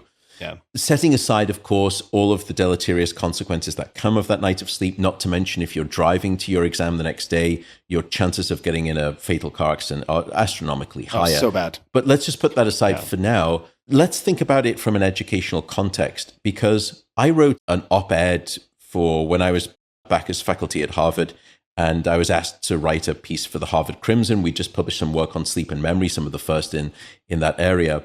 And I wrote the op-ed and said, the frequency of pulling all-nighters at the end of the semester for exams is so rife, and it is not the student's fault. The fault is us, the faculty. Why? Because we end load the semester with all of these inane, idiotic exams. And no wonder. What do you think is going to happen? You're putting students in a pressure cooker. Of course, they're all going to be pulling all-nighters, and it's counterfactual to the very idea of higher education. So it's not the students' fault. We are the people at fault, and we need to reorganize and restructure how we examine individuals. Now, of course, that was the last time I was ever asked to write an op-ed piece for the Crimson. I suppose that told me everything I needed to know. But it comes on to my point, which is this. What's the goal of education? The goal of education, in my mind, is twofold. The first is to brainwash you into thinking for yourself. The second is for you to gain long-term information. So we did a study where we suggested, okay, you haven't learned any of the information, and we tested your hypothesis. And sure enough, yes, time on task returns some degree of a greater benefit if you pull the all-nighter. And they were better in terms of the testing relative to if you chose, obviously not to engage in the material at all. At that point, there's no learning whatsoever. Of course, you're worse. What was interesting, however, is that in the people who had the same amount of learning opportunity, but then got a full night of sleep afterwards, relative to the next day, yes, the people who got sleep were better than those people who were sleep deprived. But then we brought them back 4 weeks later, and then we tested them a second time. And the difference between those two groups now was magnified almost tenfold. In other words, the people who had been sleep deprived the first night, yes, they could still test to a degree. They were worse, but they still got some degree of the answers right. But the amount of catastrophic forgetting that happened across those following 4 weeks, relative to the group that imprinted those memories and saved them the first night, was far less. There was a lot less forgetting in the group that had it. And I put this in context simply because I don't want to simply educate human minds, which is what I do as a job, only for you to test well the next day, but then 2 years later, you've got none of that information in your brain. What's the point of higher education then? Yeah. It should be long-term. And so it's a very insightful suggestion that you make, and we tried to test it. I should publish some of that data. Question on that study, were the groups randomly assigned, or were the members of each cohort choosing which cohort they wanted to belong to? No, they were randomly assigned. Okay. All right. No, I was just wondering, because I was thinking if somebody chose to be in the sleep deprivation group, their self-care might suck over the subsequent 4 weeks. Yeah. Now, I would say that the study is partly flawed in terms of its selection bias, because ahead of time, we tell them in the consent form, look, you could be in a group that is going to be sleep deprived, or a group that is going to, you're going to have your sleep sort of well rested and full. And so would you like to continue? So in some ways, they know that they're rolling the dice. They could or could not be sleep deprived. And so you could argue there's still a selection bias in that regard, but it's not we don't do selection assignment. We do random assignment. Science is hard, man. But a lot of folks don't realize just how hard it is. Right? It is. But it's so rewarding, though. It is. At the moment when we analyze the data, and I'm sitting there with a student or I'm analyzing data, and we finally run the statistics, at that moment in time, if I'm lucky, I know something that has never been understood in the entirety of human civilization. And I cannot tell you how much of a thrill and a privilege that is. And so is science hard? It's brutally hard. But just that alone, the hedonic rush that you get from de novo knowledge, gosh, it's never left me. And I don't think it ever will. Yeah, what a drug. It's quite the drug. Get a belt around my arm, the vein is up, and I will go intravenous with that all day long. So I want to ask you about sleep spindles, because you mentioned that in the context of napping and how that seems to be a determining factor or a critical factor in later performance, cognitive performance. So I want to come back to see if there are any levers you can pull, even if you wouldn't recommend them for a long period of time, right? Like, are there levers you can pull to increase the frequency or amplitude of these sleep spindles? And I say that not really knowing sleep spindles well, but I'm planting that seed. So I'm going to let that germinate. But first, I want to tell you a personal experience and see how you might speak to it, because I have a pretty good out-of-the-box memory. I think my hardware and genetics are reasonably good for it. But I've had a few outlier experiences that are still to this day, standout experiences. And one of them was while I was studying at a university in China, and we were responsible at the advanced levels for being able to produce, so not just recognize, but also actively write, many thousands of characters. And some of these characters have 15, 20 strokes. I mean, they're very intricate. And I had this experience of getting very sick. I can't remember exactly what caused it. Maybe I never learned what caused it, but I had a fever. And there was this big exam the next day, and it was mostly characters, but in the context of essays. So it was not just memorizing characters and being familiar with new terminology.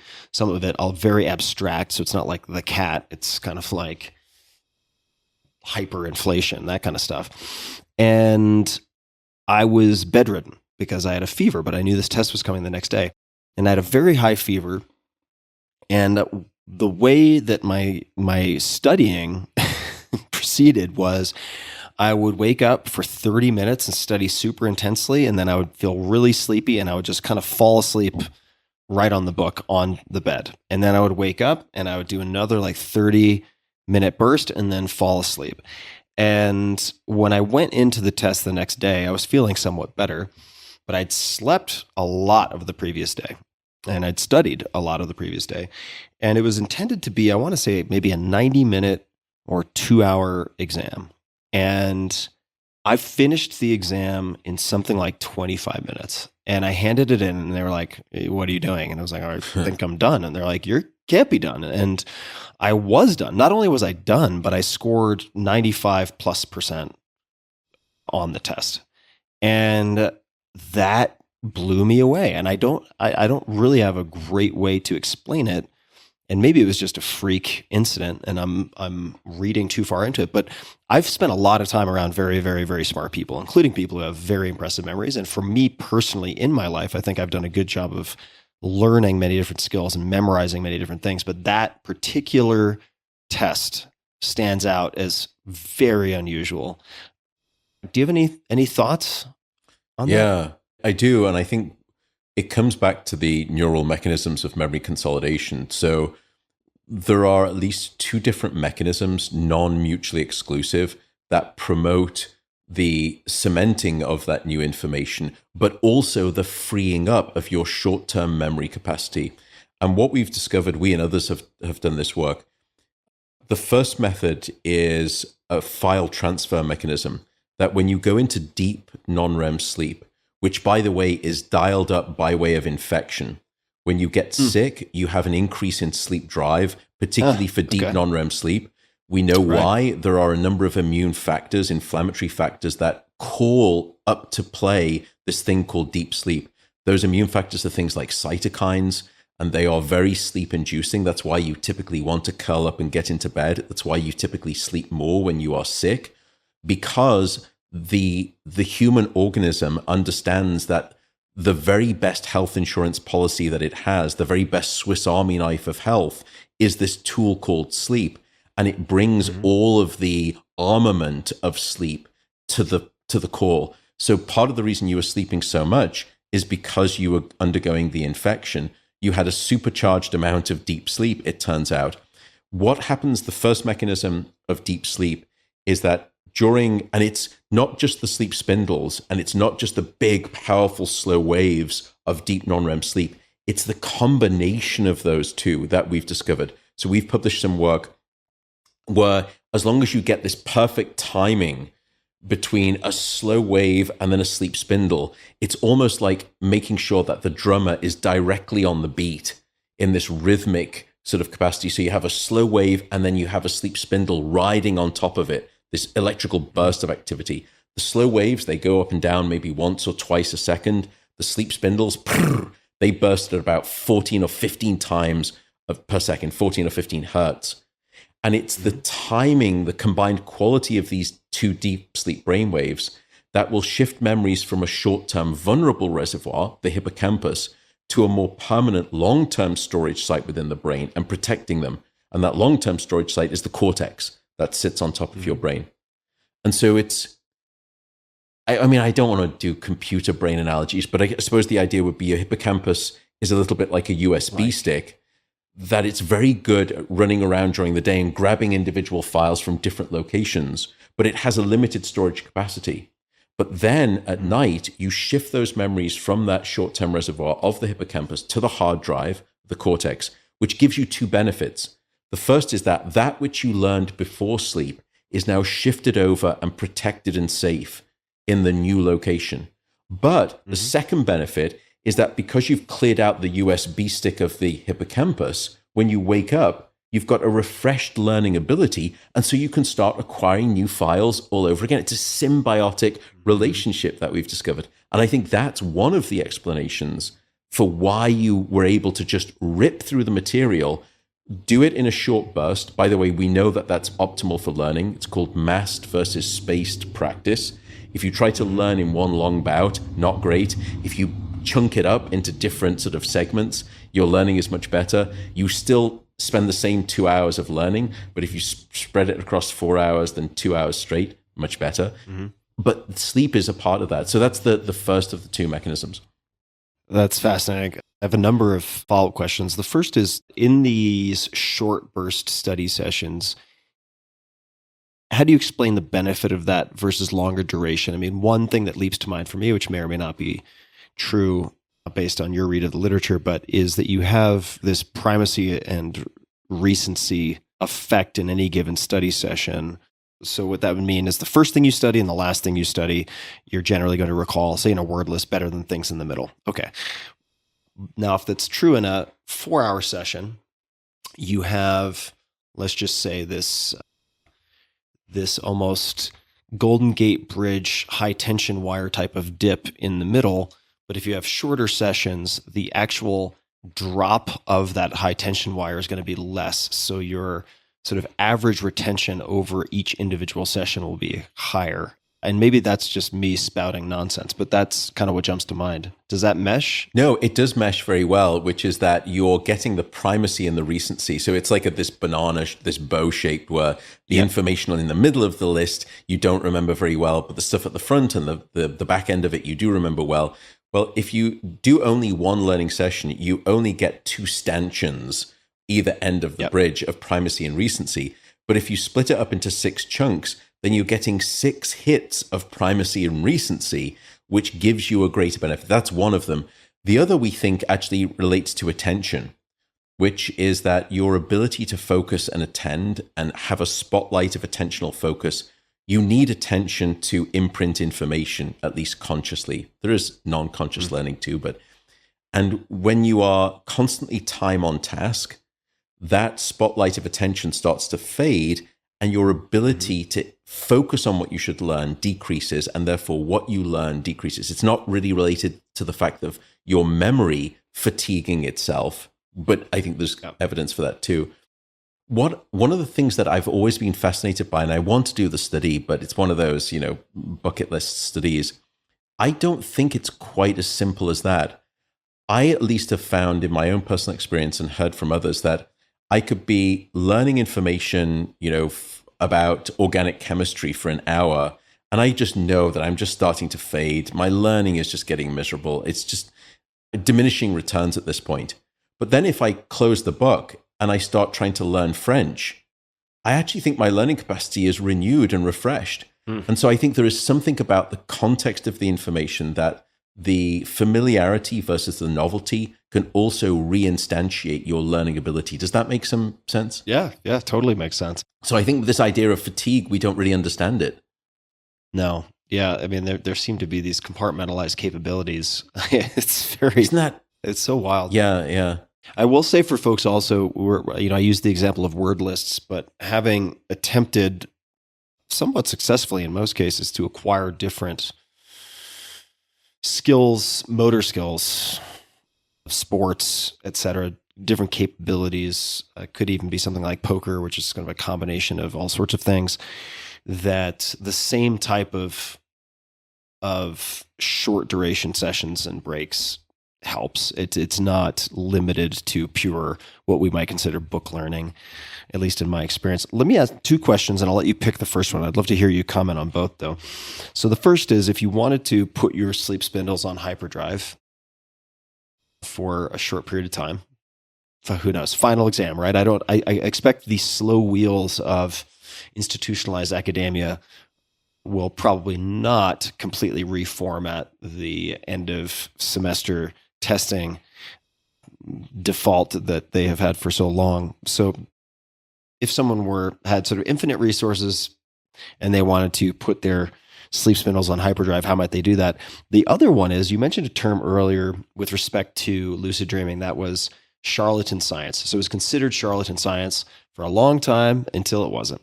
And I would be super curious to know if there's anything that is currently, and this might make you uncomfortable, but I'll do it. If there's anything that is currently considered along the lines of charlatan science that you think might similarly bear out as lucid dreaming did.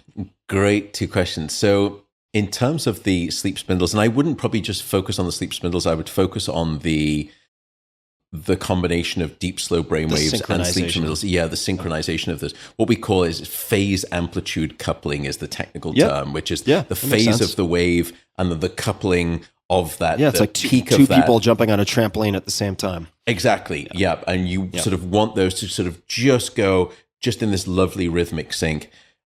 We've been developing some brain stimulation technology to see if we can do this. We can certainly boost your deep sleep brainwaves with brain stimulation. We can also improve your sleep spindles. And here what we're doing is we're applying electricity through the brain where you don't feel it. It's so small, it's a small voltage. But we can stimulate at a slow frequency brainwave, and we can act like a choir to that flagging lead vocalist and boost those slow waves.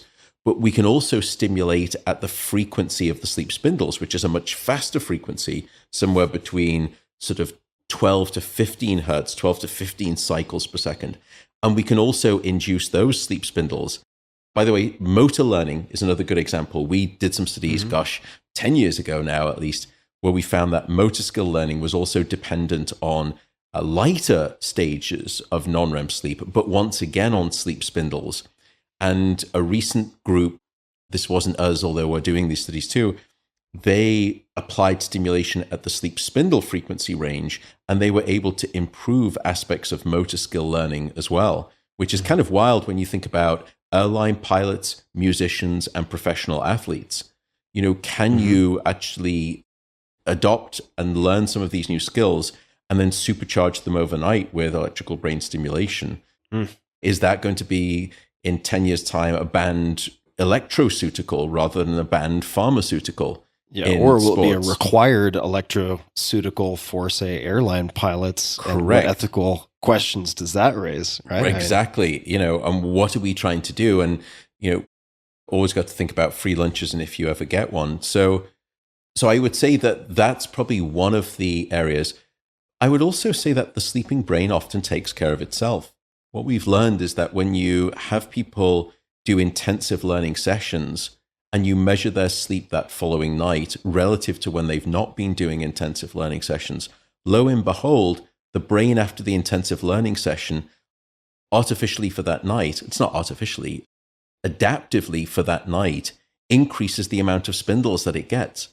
So your brain actually knows what it needs, and it self-medicates with greater numbers of spindles. So we may almost not need to worry about that. It's wild, isn't it? What an amazing piece of wetware we carry between our ears. What a thing. The other aspect of memory that you could optimize, and people have been doing this, and I don't think it's mainstream yet, comes back to the second mechanism of why sleep is good for memory. It's not just about shifting memories from short-term to long-term. It's about memory replay. And this story emerged back in the 1990s when a scientist called Bruce McNaughton at the University of Arizona, he was measuring the memory cell activity in rats as they were running around a maze. And he was trying to learn how the hippocampus codes a maze and basically how it builds a memory circuit of the maze. And he was recording individual cells in the hippocampus. And he wasn't doing this, but you can just think of this as each cell has a tone to it. And as the rat would run around the maze, what he would hear is the signature of learning that would sound a little bit like bum, as the rat was running around the maze. He was listening to the brain imprinting these memories. The brilliant part of his study was that he didn't stop recording when the session ended. He kept recording from that memory center as those rats went into sleep and went into deep non-REM sleep. And when they went into deep non-REM sleep, he kept listening. And when you eavesdrop on the sleeping brain, not only was the memory replayed, but it wasn't replayed at waking speed. It was replayed almost 10 times faster. So instead, what he was hearing, instead of bum, bum, bum, bum, bum, he was hearing rum, rum, rum, rum, as if these rats were just replaying the memory at high frequency speed, as if they're etching the memory into the glass surface of the brain and scoring the memory trace even more powerfully.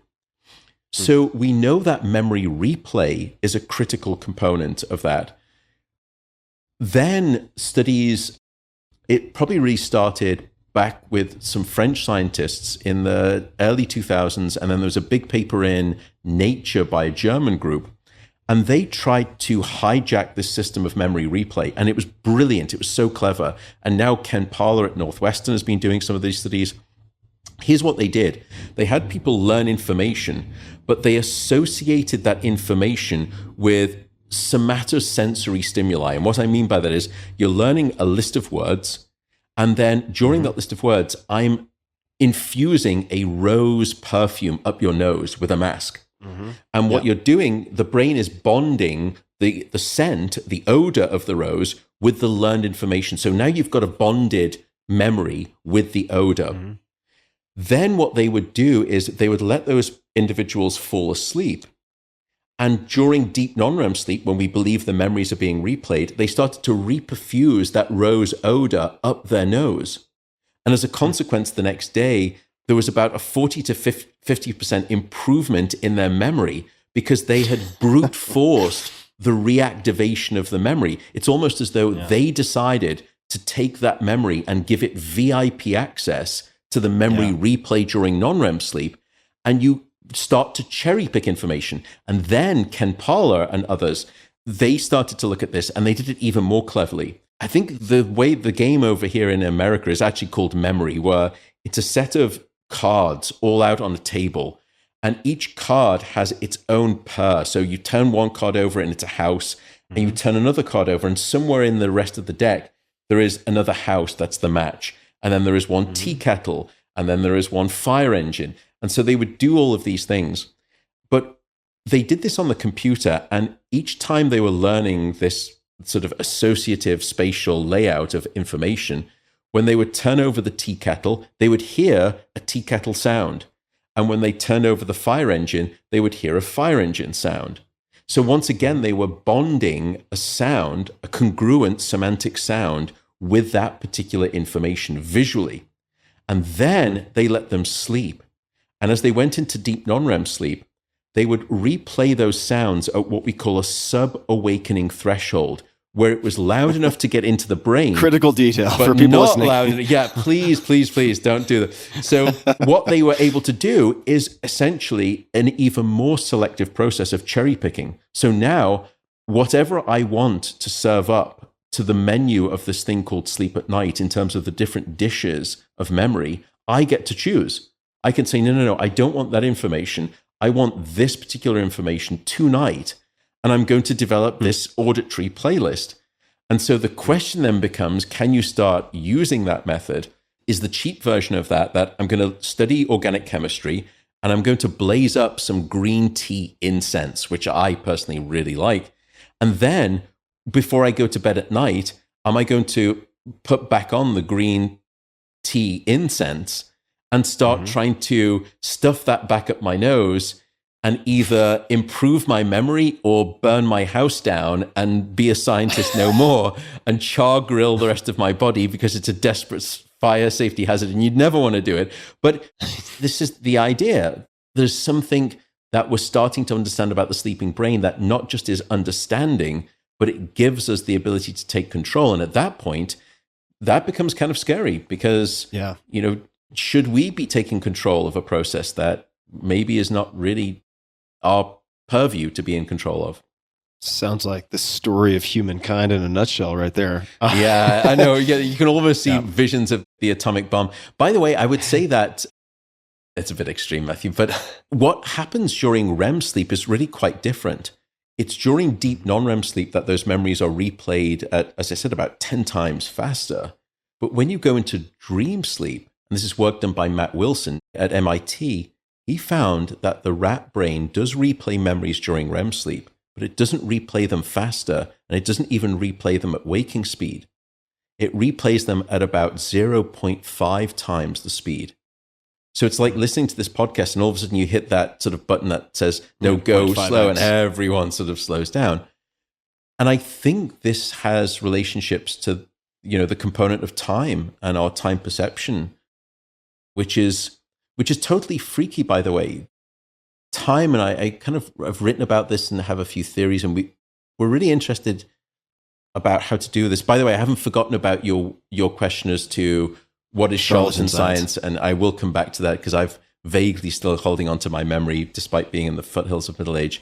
The time perception is interesting. When you and I, let's say, we go on a long haul flight and you're lucky enough to actually fall asleep on the flight and it's dark on the flight, when you wake up, what is one of the first things that you do? One of the first things that you do is you check your watch, you check your phone, because you're trying to look to the time. Because when you sleep, you lose all conscious perception of time. You've got no idea. And that's the reason that you check. How long have I been asleep? Well, why don't you know? I don't know because I don't track time when I'm sleeping. However, when you dream, something different happens. And I think maybe you've had this experience. I certainly have, and many people have. Your alarm goes off and you have a snooze button, and the snooze button is for 5 minutes. So the alarm wakes you up, you hit the snooze button, and you were dreaming. And you go back to sleep and you go back to dreaming. Maybe it's the same dream, maybe it's a different dream.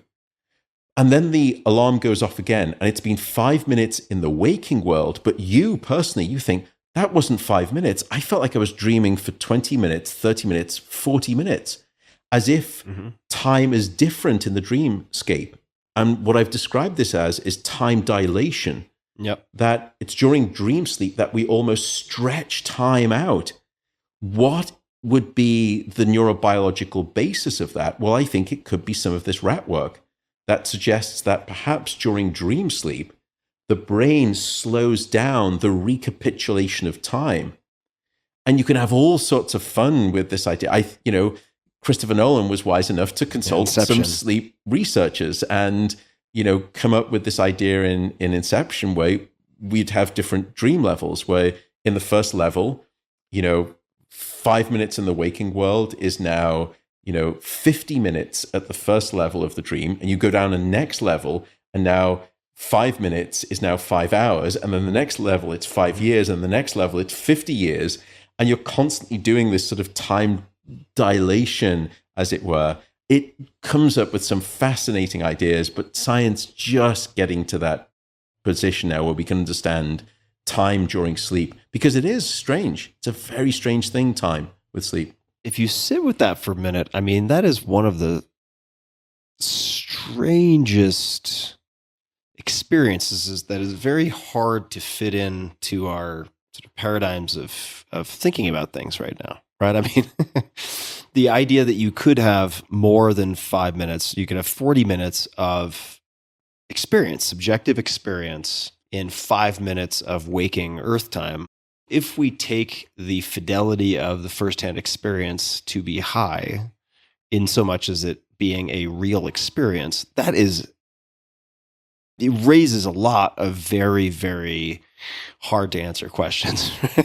Well, I think it's fascinating too. And I have right now I do have a neural hypothesis for this. And there's a part of the brain called the insular cortex that sort of is in the left and the right side, but it's buried deep inside. And it serves many different functions. But one of its functions is the mapping of your bodily state, of your emotions, and the updating it from one moment to the next to the next. So the insular cortex is consistently mapping the physiological state of your body from one moment to the next to the next. The reason I bring that up is because the physiological emotional state of your body contributes to time. How does it do that? I think you and I and everyone listening has also had that experience where they said, I just had this emotional experience and all of a sudden time slowed down. I remember when I was an avid cyclist and I've been knocked off my bike a few times. And I remember one time I was going through and a car came out of a junction and I could just see it and it hit me. And I went through the windscreen of the car and came out.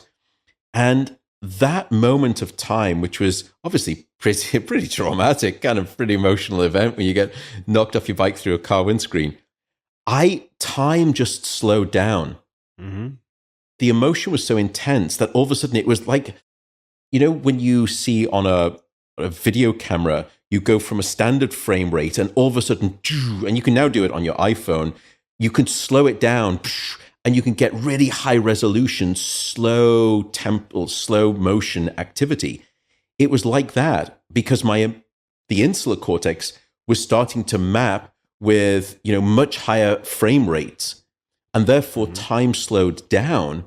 And I realized I was going to be hit, and I realized I'm clipped into my pedals on the bike. I'm going to clip out because I don't want to go under the car where my bike is going. I'd much prefer to go over the car onto the windscreen and off. So I remember, and that happened obviously within milliseconds, but I remember clipping out, thinking all of this within time. And I think what's happening is that the insular cortex has some interesting changes. We see it changing in its activity during dream sleep. My prediction is that if I start to map your perception of time in dream sleep, I think it's going to be predicted by changes in activity within this part of the brain called the insular cortex, which is constantly mapping the affective visceral state of your experience consciously. So I've got a neural theory. It's hand waving, but... Yeah, the time machine. If I try to then just restate that so I ensure that I'm understanding it correctly, is it that your insular cortex? Yeah, insular. Insular, yeah. Insular cortex has the ability to effectively increase your frame rate in certain circumstances, which is ostensibly resource intensive, and there's a cognitive load, therefore it doesn't do it all the time, right? Because, perception of reality in a sense is a shorthand a lot of the times of sorts. It seems that way at least. Otherwise we would just be, on psychedelics all the time experientially, and that would be just unmanageable. Is that a fair lay restatement of what you just said? It's an accurate statement in the sense that the insular cortex does do that mapping of time, but it does seem to do it all of the time, and some of it probably non-consciously. But they have done studies where, let's say that you ask people to, say, count 2 minutes of time, and they'll just sit there and they'll just try and sense time, quantify time.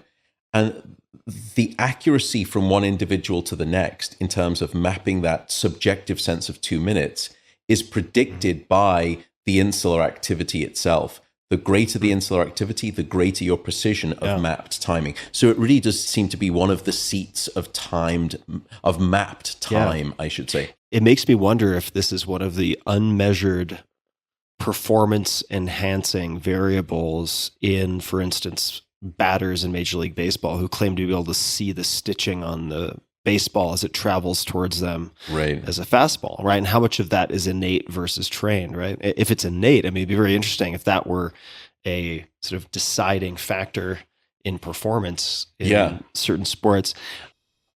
Let's hop to the charlatan science. And the question is not so much what is charlatan science, because I think that's somewhat evident in the term itself. I think most people kind of grok what that means.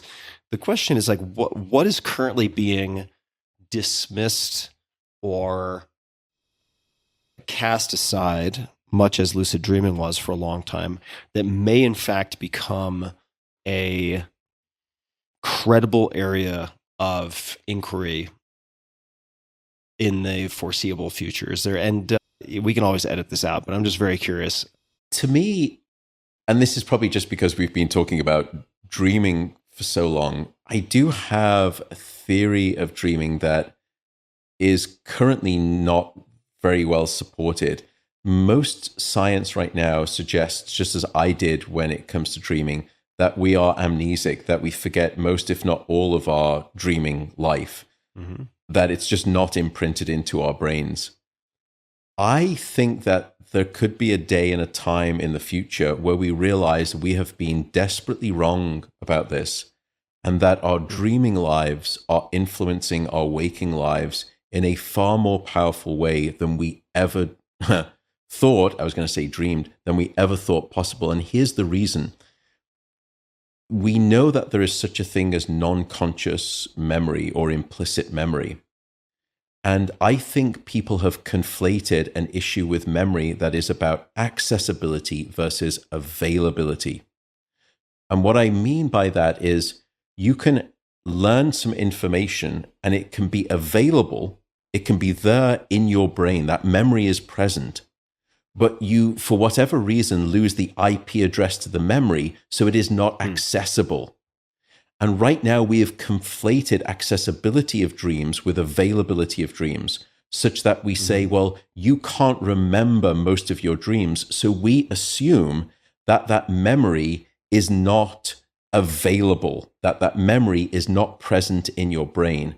I don't believe that's true. I think that memory could be present, available, but it's simply not accessible. And the evidence I have for this, and it's happened, to me multiple times, I'll wake up in the morning and I know for a fact I was dreaming, and the harder I try, I just can't remember it, and it just seems to evaporate, as if the memory is gone. And the availability of the memory, its presence in my brain, we all assume in science, is no longer there. That memory has evaporated.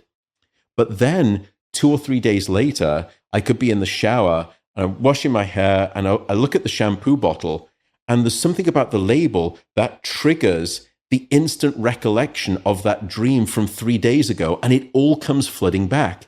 In other words, it wasn't a problem of availability of the dream. It was a problem of accessibility of the dream memory. The memory is there. It's just that I don't have conscious access to it. Now, if that is true, and if I can prove that, and I've got some ideas, I've always got way too many experiments than I can do, but if I can prove that that's true, what that could unleash is the maybe scary fact that most of our dreams, firstly, are residing within us, and vast amounts of our dreaming life are non-consciously, implicitly, unaware to us, influencing our everyday choices and our behaviors. That right now sounds a lot like charlatan science. That sounds like hooey to me. That sounds like total BS. Ooh, and strong words, Matt Walker. Matt Walker used to do some fairly hard-nosed, good neuroscience data, and then towards the end of his career, he kind of lost it. He was going on podcasts, and he started dreaming of all these crazy theories, and that was the end of him. Next, we know he's selling books door to door in some odd country. But I think that's, to me, that could be a wild and plausible, currently charlatan, nonsensical idea. But if we can prove it, and I think it's a testable hypothesis, that's why I entertain it, because I'm a scientist and it has to be a testable hypothesis. What does that mean for us as a species in terms of what dreams do and influence to us as a species and us as a society? Yeah.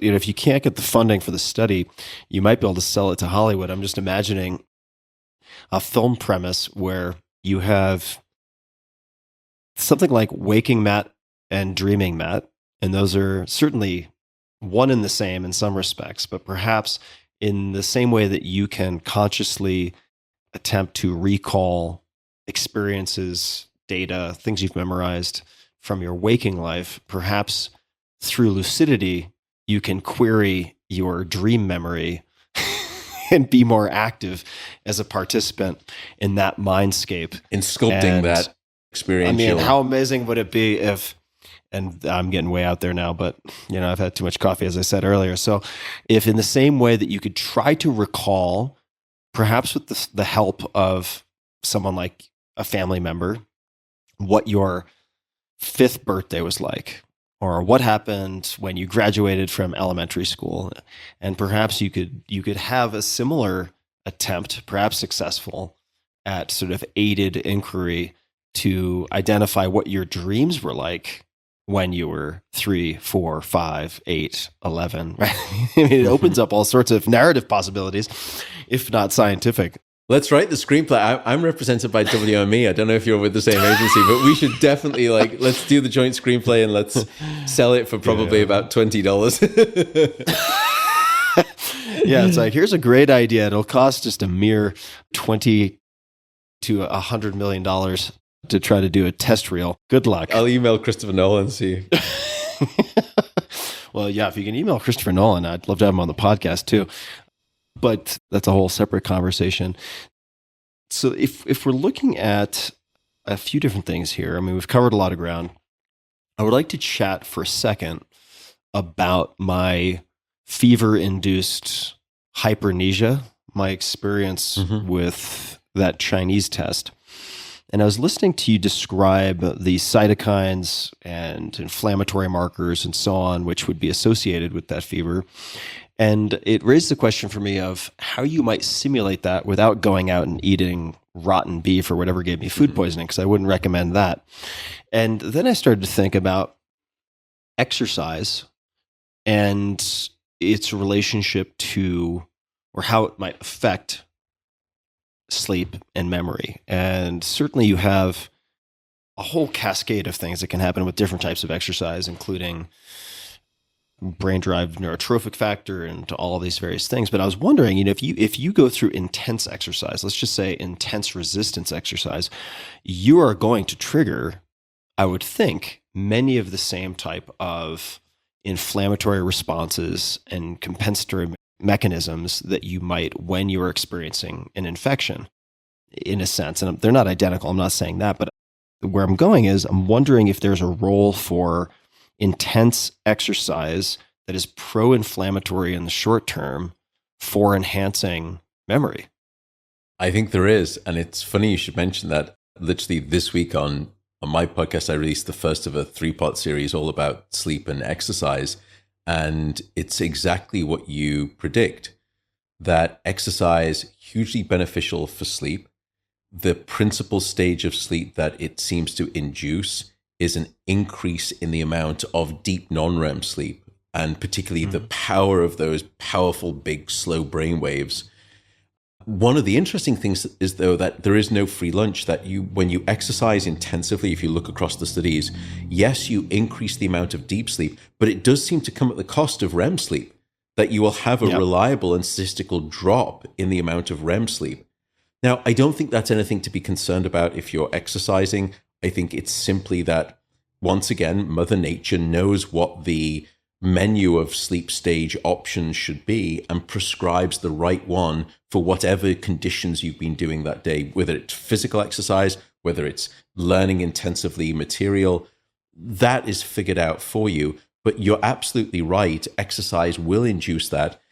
Part of that is because of the low-grade inflammation, that it's a pro-inflammatory state by way of exercise. I think there are other factors too that probably help with that. Some of them may be related to temperature. Some of them may be related to the degree of parasympathetic downshoot that you get after exercise. So you get very sympathetic and stressed in terms of the nervous system, of course.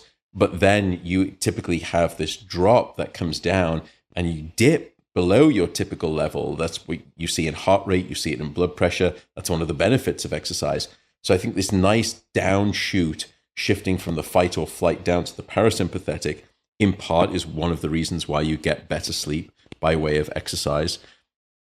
It benefits across all ages, by the way. It's not just that young people benefit from exercise, old people do as well. You can look at different forms of exercise, and right now, I don't think there's enough data. There's some data that, aerobic versus resistance training may lead to somewhat greater benefits on sleep, at least on deep non-REM sleep and the consistency of your sleep. You're saying on the aerobic side? Yeah, so aerobic seems to potentially outdo, if you put them head-to-head in a sort of Coke Pepsi challenge, it seems to be that aerobic wins out somewhat. Basically doing cardio seems to produce a greater benefit relative to resistance training. In other words, lifting weights. But lifting weights is still better than doing nothing at all. So don't feel worried about the fact that, oh my goodness, I'm principally someone who just goes into the gym and lifts weights. I'm not going to get a sleep benefit. You will, relative to being sedentary. That's definitely the worst situation. But aerobic seems to, of course, it's not, we call it aerobic exercise, but most of the time it's anaerobic. It's where you go without oxygen. That's where all of the good stuff can happen too. Although I'm a big fan of zone 2 as well, Peter. Attia, thank you. Well, hold on a second. So if we're talking about anaerobic, does that mean that you're talking about cardio in quotation marks that is above your lactic threshold or otherwise sort of pushing the boundaries of your aerobic capacity as opposed to lower intensity, steady state aerobics? Because it's the devil's in the details with this stuff, right? Yeah. And that's true for resistance training because there's such a spectrum of different types of resistance training. And I'll just say as a quick side note for folks, do both. Like, absolutely. You really don't want to have sarcopenia and lose muscle mass year on year as you get older. That is just a recipe for disaster. So do your weight training or resistance training. But when you say anaerobic in this case, what type of protocol are we talking about? Yeah, so people have looked at sort of HIIT versus HIIT routines, HIIT, high intensity interval training.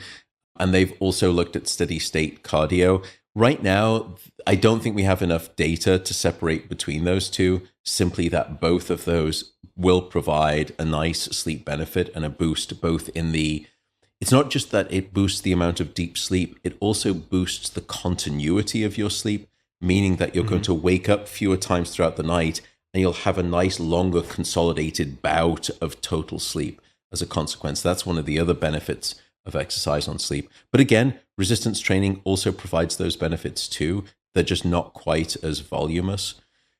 But to your question, no one has done the systematic study where you try to, it's only now being worked out in the field of exercise itself, which is really understanding when you put all of these different flavors of HIIT versus zone 2, exactly what are the nuanced, neurobiological and biophysical changes within the body and the brain. Regarding sleep, we've got no idea. There are studies that have done these different flavors, but they've never done a randomized controlled trial where you assign people to each one of these two in the same protocol and then ask, basically Coke, Pepsi, Dr. Pepper, Sprite, whatever you want to line up, challenge, and put them all head to head to see which one wins out. We don't know right now. It's really hard, from what I can tell, to implement studies in exercise science in a really clean, precise way. And I don't want to name names, but I've at many points volunteered to be a subject in experiments all over the place and in some very fancy places. And I remember being in one study and there was it entailed circuit training. And so you would go to different stations and you had to do bench press, pull up, etc. And there were a number of other subjects in this room and we were rotating around these stations. And I would see one person doing bench press, very controlled, in a slower cadence, like 4 seconds down, 2 seconds up. And then the next two people would be bouncing the bar off their chests using momentum. And I just thought to myself, like, the time under tension and the loading here is apples and oranges. Like, you're not actually getting a clean signal because it's not standardized well enough. So that's certainly a challenge, I think, with a lot of these studies. Let me ask you, I'm gonna do a hard left turn just because you've inspired me and I actually want to try to get to the gym now. But let's talk about urination. So I love drinking beverages. I'm very well hydrated and there's a lot of upside to that. But one of the downsides is I almost always get up and pee in the middle of the night. That is not a new thing. I mean, I'm sure that the plumbing starts to wane in its strength over time, unfortunately. But this has been pretty consistent for me. I drink a lot of liquids. So the question is, and I'll just say a few more things, but the question is, what are some approaches for minimizing this as an issue, as a problem? Because it does interrupt that continuity of sleep. And I see a marked difference in my feelings of restfulness on subsequent mornings when I do or do not get up. to go to the bathroom. Yeah. So one is drink less. Okay, fine. I seem to be very bad at following that advice. Another is, hey, take something like a desmopressin, which is an antidiuretic hormone, which no one should do without medical supervision. I tested that. Yeah. The problem is I ended up experiencing orthostatic hypotension, where I would stand up and get really dizzy, and then potentially pass out. Yeah, I'd get really dizzy, and I thought, wow, that's dangerous. I don't want to screw around with it. Are there any other techniques or thoughts that you have on this particular issue? Because I know a lot of men in particular seem to contend with it as they get older. Yeah, I've definitely experienced this as I'm getting older. I used to sleep throughout the night. Now I probably get up, on average, at least once every second night to go to the restroom. We don't have a particularly good approach to this in terms of medications. There are a few medications out there to try to decrease the likelihood and the frequency of those. And I think those medications are more about trying to increase the expulsion of urine such that before bed you expel more of that fluid, and so less is left as you are casting off into sleep to trigger the awakening. But there's nothing that I know that helps suppress that reflex and that desire during sleep. And it's really then at that point, unfortunately, down to how do I taper off my fluid intake throughout the late afternoon and the early evening, and is it worth it to me to get that continuity of sleep? Is it that I don't stop drinking the number of drinks that I have, but starting at 5 p.m. or 4 p.m., I actually will just have half the size of the drink that I normally would, so I don't fool my brain into thinking you are in a famine of fluid. I still have the same number of drinks. So my habit is still satisfied with having 3 or 4, whatever drinks I'm having, but the volume is halved, and therefore the psychology is still easier to adopt, but the impact is reduced by 50%. That's one of the ways that you could try to sort of, or at least I've tried to get around the effect. And when people speak to me, I advise them that that's one method that you can try to fool your brain. Don't feel as though you're stopping yourself from doing what you normally like to do, but you still get half of the fluid intake. Other than that, it's very challenging. Yeah. All right. Well, I'll try the Dr. Walker half glass trip tonight and see how that goes. I'll report back. This has been so much fun. We've covered a lot of ground. Is there anything that you would like to mention? Anything you'd like to point people to? Certainly, I think we could refresh where people can find you online just so they can track you down and see what you're up to. So please feel free to add your closing comments. Yeah, people can find me. I'm on Twitter at Sleep Diplomat. I'm on Instagram at Dr. Matt Walker. That's DrMattWalker. And I also have a podcast, if you're not sick and tired of my voice, and it's creatively called The Matt Walker Podcast, which can be found on all platforms. And that's probably about it. All right. Well, thank you for taking the time, and always enjoy our conversations. Not at all. Thank you for the privilege of being a repeat offender, a second repeat offender on the podcast for all of the sins that I've offered in terms of sleep advice. So thank you for having me. I'm all about repeat offenders. And of course, thank you for putting on the gloves. And to everybody listening, we will have links to everything that we discussed in the show notes, as per usual, at tim.blog/podcast. And until next time, try those half glasses of water out and see how that works. Add a little bit of sex in between as well, and maybe you'll a little bit of sex. Yeah, a little bit of sex sprinkled here and there. And if you don't have a fantastic partner, then maybe your right or left hand will do the trick. Yeah, for that 47%. Half glass full in left hand. Keep your right hand free, and you're good to go for sleep. Be safe out there, folks. And as mentioned, till next time, thanks for tuning in.